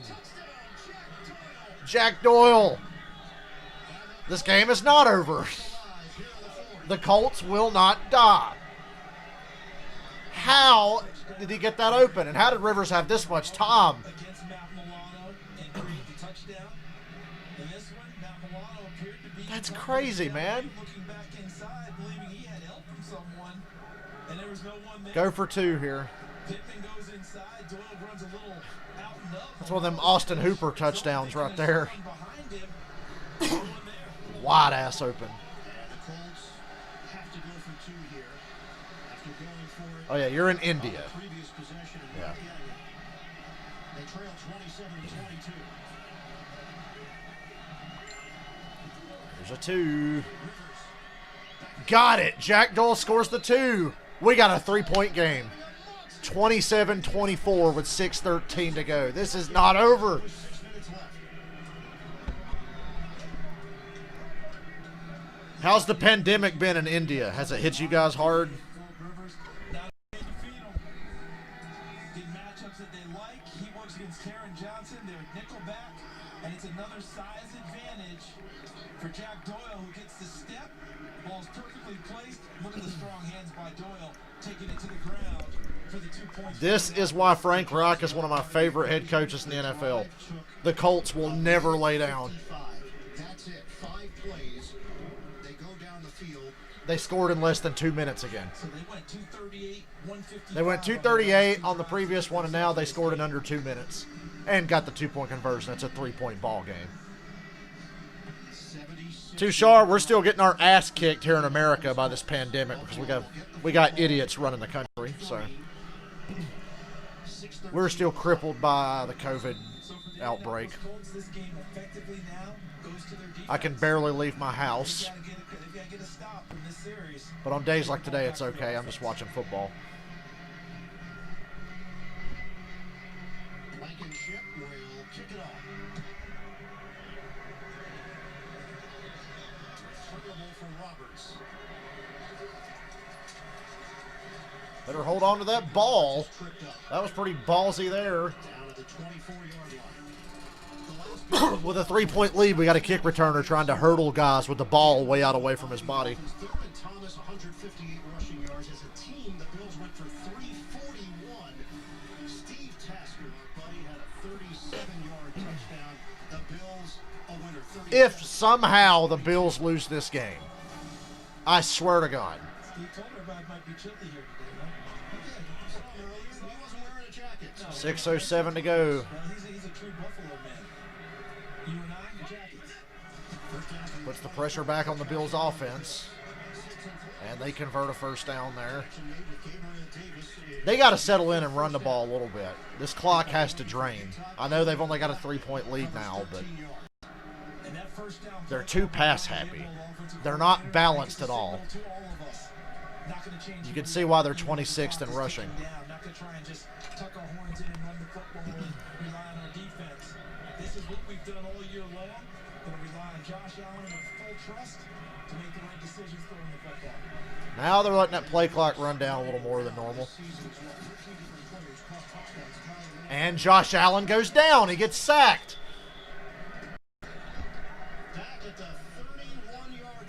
Dude, this is bad. You can feel it. It's starting to turn. Loss of 5. And what would Darius Leonard tell you, Ryan, about what they did on this play?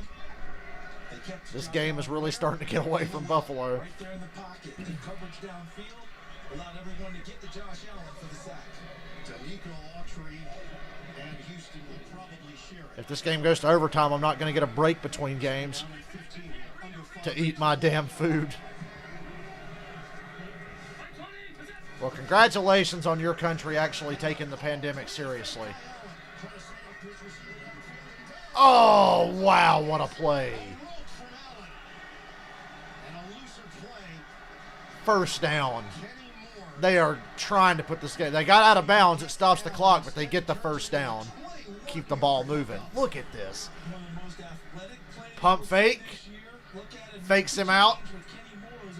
Cuts across. Throws a fucking dart to Diggs, who gets a first down.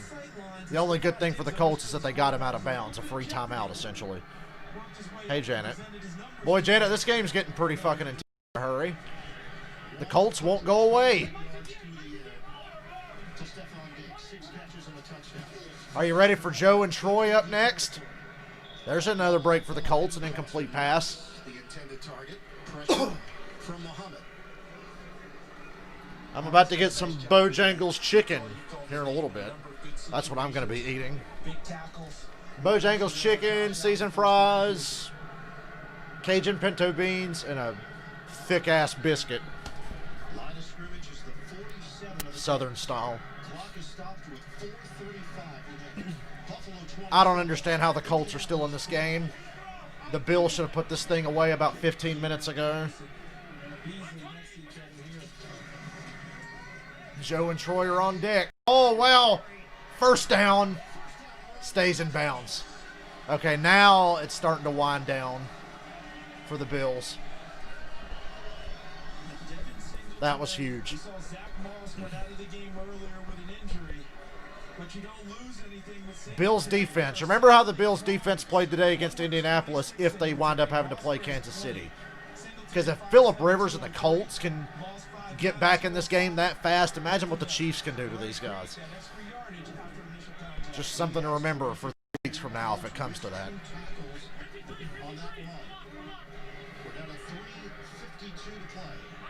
13-yard gain by Singletary. 2 weeks from now. And Allen gets Eli out of it. He's going backwards. He fumbled the ball.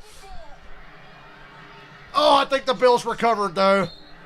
The Bills recovered, but they lost a lot of yardage. Oh, my God. You just got to go down there, Josh. You got to know when that play's over. He was trying to Eli Manning his way out of this shit. And he got stripped.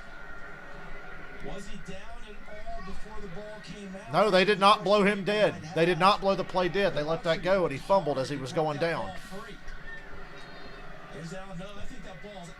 25 years of suffering, and the Bills are still trying to give their fans heart attacks. Well, it's pretty clear now the Colts are going to get this ball back. Good luck converting a 2nd and 30. The third down's going to end up being. Buffalo takes a timeout with 2:57 to go. 2nd and 33. Disaster. I swear if the Colts win this game. My playoff bracket is history.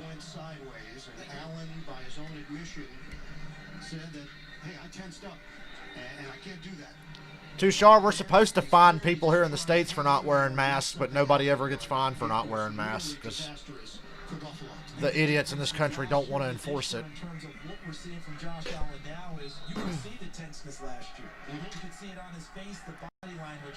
That wasn't a play that was done because he was tense. He was trying too much. 2nd and 33.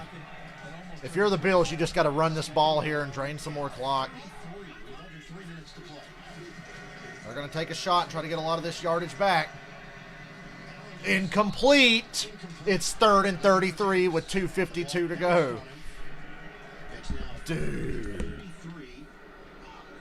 For the Bills at their own 43-yard line. Indianapolis is in a position right here with one play from their defense, but with Matt Aberfleur, their defensive coordinator, to put themselves in a position to take the ball downfield for no less than a tie. And that incompletion. We are witnessing a meltdown. Look, I'm a Falcons fan. I've seen this before. I'm a Falcons fan. I'm an expert on these kinds of games. I have seen this before.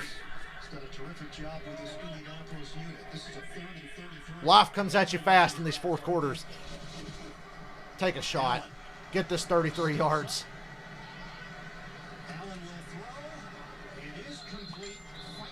And the Colts make a stop.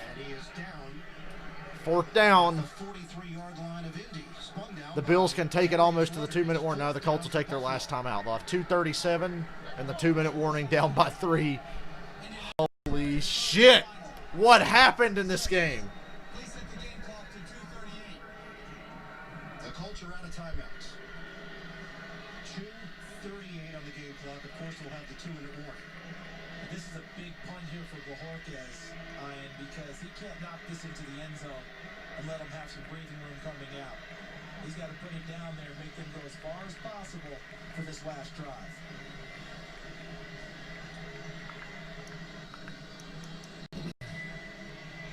Looked like the Bills were driving. In my country, Tushar, the police only beat you up if you're black. So if you're white, you can pretty much get away with not wearing a mask and do whatever the fuck you want. Because the police in this country are very racist. Your English is pretty good, dude. If you can understand me, your English is pretty good. It's all about the field position here. Where's this ball going to go? Ugh.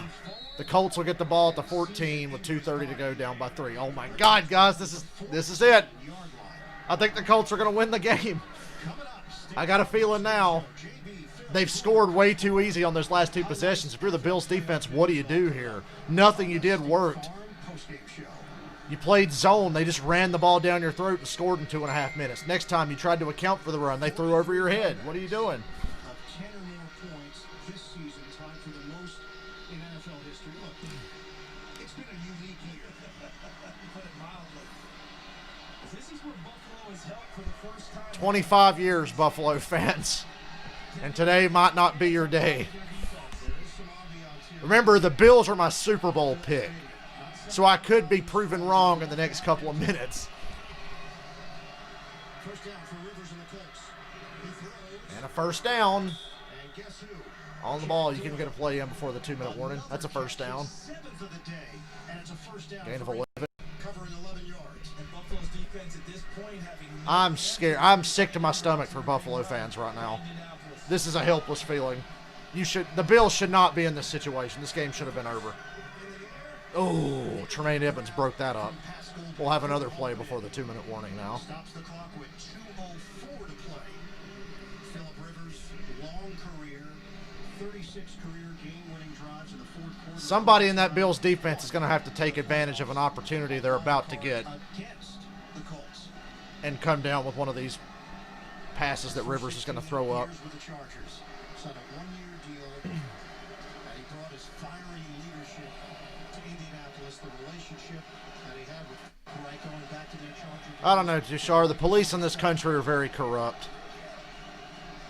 Proof of that was 2 days ago when they let people storm the Capitol building. All right. 3rd and 5 at the 2-minute warning. One team moves on. Will it be Buffalo? Boy, whoever moves on really earned this. The final minute 59 from Orchard Park. It is 4:05 p.m. in my country right now, on the East Coast. It's 4:05 where I live. So it's in the late afternoon, early evening hours.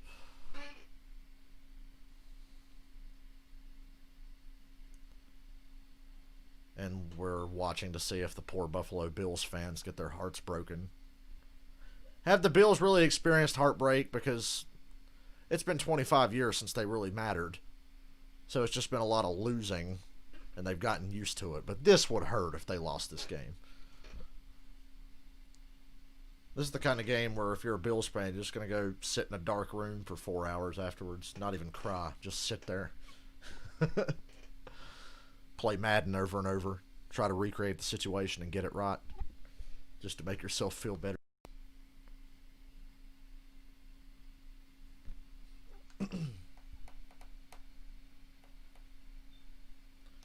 Jeff, you're a Seattle fan, right? So how do you feel about this? I mean, your time's coming here in a couple hours, Jeff, but right now, are you enjoying the fact that another team's fan base is going through what you experience on a weekly basis with your Seahawks? Oh yeah, I love football. That's what this stream's all about today, is football. American football. I've never watched soccer in my entire life, but I love American football.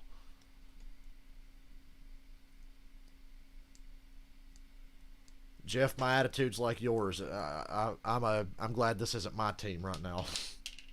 Although I'm a Falcons fan, I feel no pain anymore. I'm numb. I feel no pain for these kinds of football games. Because I've had my team be in way too many of them.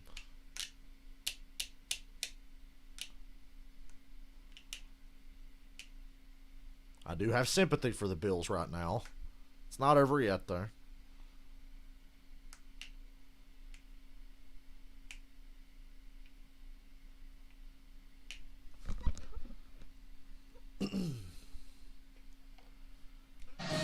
All right.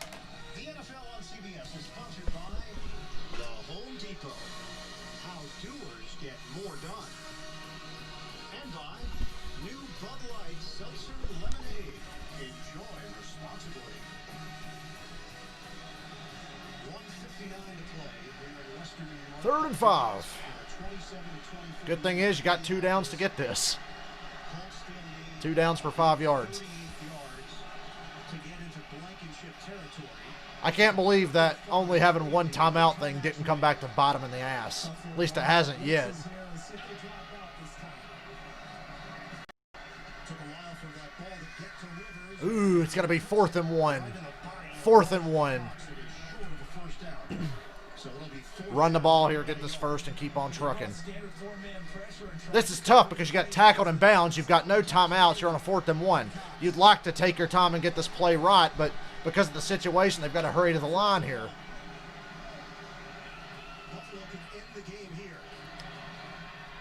Oh, he gets the first. All right, on the ball. They got the first. They barely got it. Get up. Get on the ball. 124, 123. Clock's running. Need a big play at some point here. Need a big play. I'm not playing for overtime. I'm playing to win the game here if I'm Frank Reich. And if I know Frank Reich, that's what he's going to do here. I'm not playing for overtime. I want to win this game.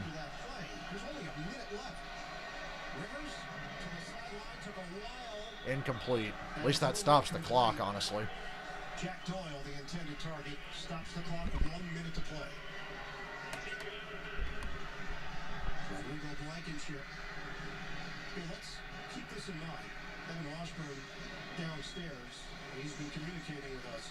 Yeah, it's not windy by Buffalo standards, but it's windy. But it is not windy. For Blankenship.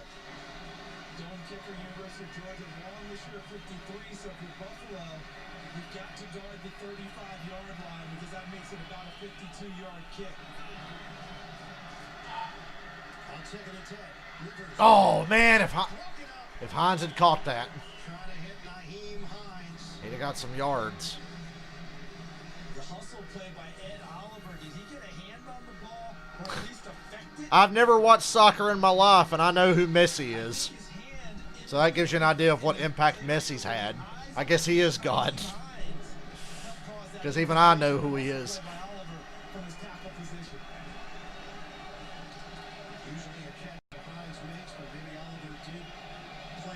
Come on, Buffalo. I picked you to get to the Super Bowl.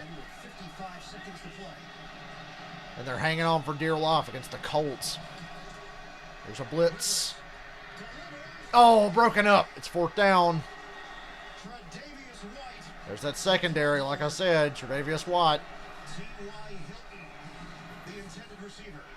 Jeff, you better enjoy it. You got about 35 more minutes of just chilling.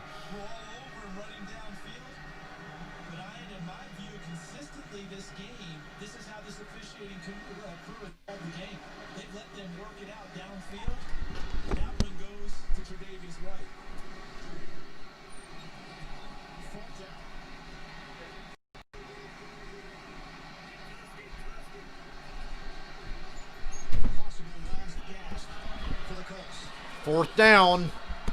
Come on, Rivers. Wow, they converted. Oh, no, they're saying pass. Did he fumble that or was he down? They're going to give it to Buffalo. They're going to have to review this, though. I think he might have been down. I feel like he was down. Yeah, I'm watching the NFL. American football, the NFL. Just over the outstretched arm of Jerry Hughes. Well, the question's going to be, did Pascal get back to his feet after the catch? This got to get reviewed. 22 yards for the Colts. They got, yeah, that play never happened. They've got to review this other one. Because a timeout was called. Buffalo called timeout. Buffalo, their third and final. It will be 30 seconds. The Bills are out of timeouts. What's going on the field right now? We have 28 seconds on the clock. I think they want this. I think they want to see this play again. That's why They wanted a booth review for the catch by Pascal to see if he was touched or if he fumbled. I was saying you've got to review this. Okay, he catches it. He catches it. He's up. He fumbled. That's a fumble. Buffalo should win this game. And I agree with Charles. Look, Zach Pascal goes down on his own, but he's not giving himself up. So now he gets up off of the ground. That's a fumble recovered by Buffalo. Game over. They have to review that. God, the Bills actually had to use a timeout to try to force a review for that. How do you not review that? And now they'll review it. That's game over. The Bills are going to win. Matt Milano jarred it loose. Yeah, I've got Amazon Prime. Well, I have someone else's Amazon Prime, but I have Amazon Prime. And you're 100% right, Charles.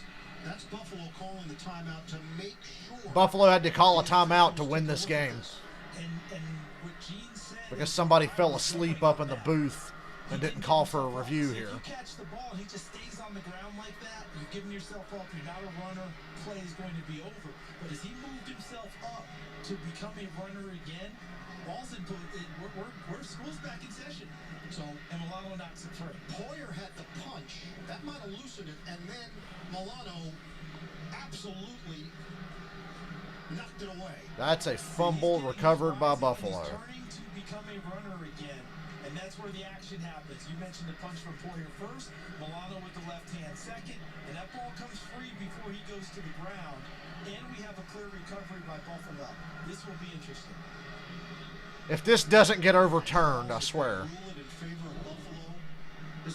This has to get overturned. Take your time and get this right, because the Bills should win this game. Frank Reich waiting for the word from Brett Allen. Sean McDermott, same situation. Gene, what's the discussion right now? You know, I think the other piece that you're looking at, too, is Poyer's hand as Zach is trying to get up. If any body part is down and Pascal's knee is down, if anyone is touching him in any regard when that knee is down prior to him getting up, then he's down by contact. And boy, that is so close that I haven't seen any Buffalo contact to Pascal as his knee is down. So I think he's still a runner. The ball is still live, and then we play incredible. Which I believe is a fumble before his body goes down, or he could be ruled down by contact. You know, the other part of it too, guys, is Philip Rivers and the Colts rushed to. God damn it! Can they hurry and wrap this up so I can take a break before the next game? Did he get it before the timeout? Because he completed a pass as the whistle was blown, indicating the timeout was called. And the officials came in and marked the timeout, gave the timeout. All game long, Philip Rivers and the Colts have been pushing the play clock. Did you get it off before the clock ran out? This time they didn't want to push the play clock. They wanted to go fast, and Buffalo was trying to equal their speed. So as Gene just mentioned, is the knee down when he's touched, or did he lift it right there? See, I think that he's up before the touching occurs. And it's very Will they, won't they, will they, won't they? Make the call. Right facing the left hand.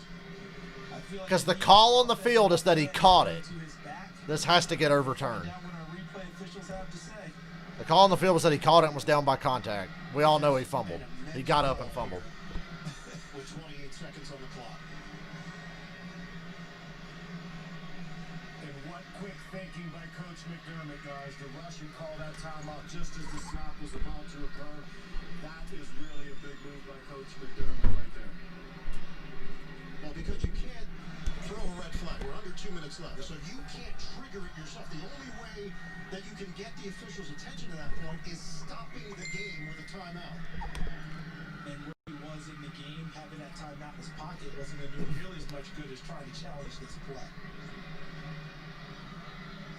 And understand this, guys, the clock is running, so a replay official wants to wait until the snap is imminent. Oh, yeah, there'll be a 10-second runoff if this stands. Now you've stopped the game. So that'll suck for the Colts. Probably put them in a position where they have no choice but to just settle for a field goal, play for overtime. Here's Brett Allen. After review, the ruling on the field stands. Oh, my God. Is not charged a timeout as the replay official stopped the play. That was awfully close. I mean, All right, Tushar, I'll see you later. Have a good night. with the knee down, so they determined Oh, man. as they I think the Bills just got robbed. that was the completion of the play. We got a lot of close ones, but they thoroughly examined that one. It goes in the close paper. 28 seconds to play. And the tight ends have been so prominent here down the stretch. Here's Mo Alley Cox. And you also have Michael Pittman in a slot position. Those are places Philip Rivers likes to go. They need about 11 yards. Got to get yardage for the field goal. At least he gets out of bounds. 19 seconds now. Picks up a couple on the play. Still not in field goal range. Left on the clock. This game's going to go to fucking overtime, isn't it? Buffalo up by 3. Rivers throws to the outside. What happened? By Pascal, but the officials jumped in. What? Timeout was called. So Buffalo got their timeout back. And they just used Ugh. Charge timeout. Buffalo. Okay, the Bills got the timeout before that play, and it's a good thing, too, because that play would have got the Colts into field goal range, but now it doesn't count. They're going to add 2 seconds. 12 seconds on the clock. 14 seconds remaining. 14 seconds, actually. Blankenship in the range. How fortunate for Buffalo. How dramatic game want to be? State Farm postgame is coming up. JB and the gang back in New York. Highlights of this one. NFL playoff news. All coming up on the State Farm postgame show. Sean McDermott trying to Did get the timeout. They get that timeout back.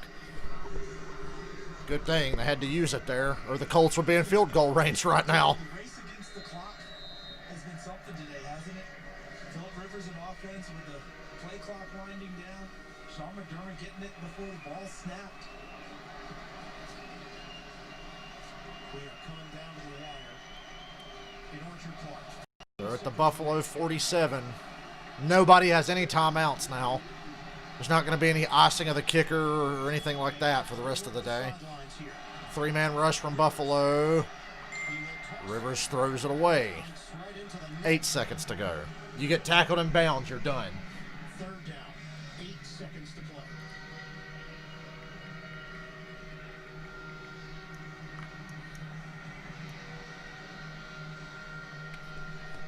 Odds are against the Colts here now. Because if you get tackled in bounds, the game's going to end. And you can't spike it because it'll be 4th down. At Georgia. Will he get a chance? You got to get something and get out of bounds and give them the opportunity, because if this play gets extended, they won't have that chance. Time ticking down. 4 seconds. Now it's Hail Mary to win the fucking game. It's Hail Mary. Will Rivers throw it deep here? It's Hail Mary or get a defensive penalty to get you into field goal range. For a Hail Mary at the end of the half, they didn't actually run. But this is a time with 4 seconds left to get what they need, get out of bounds. Very tough situation for them. Can't even try a field goal from this. Can't field goal. 4 seconds on the clock. It's Hail Mary time. It would have been a 65-yard attempt. They're leaving Rivers in. They talked about bringing Brissett in for the pass. Bill's trying to hold on. Hail Mary! There's an out. Oh, it comes up short. Game over. It took a Bills win. century. My Super Bowl pick is alive. And the Buffalo Bills Maybe they should have had Brissett throw that because Rivers didn't even get the ball to the end zone. 27-24. Buffalo wins 27-24. The Bills advance. I don't know about you guys, but I need a cigarette after that one, and I don't even smoke.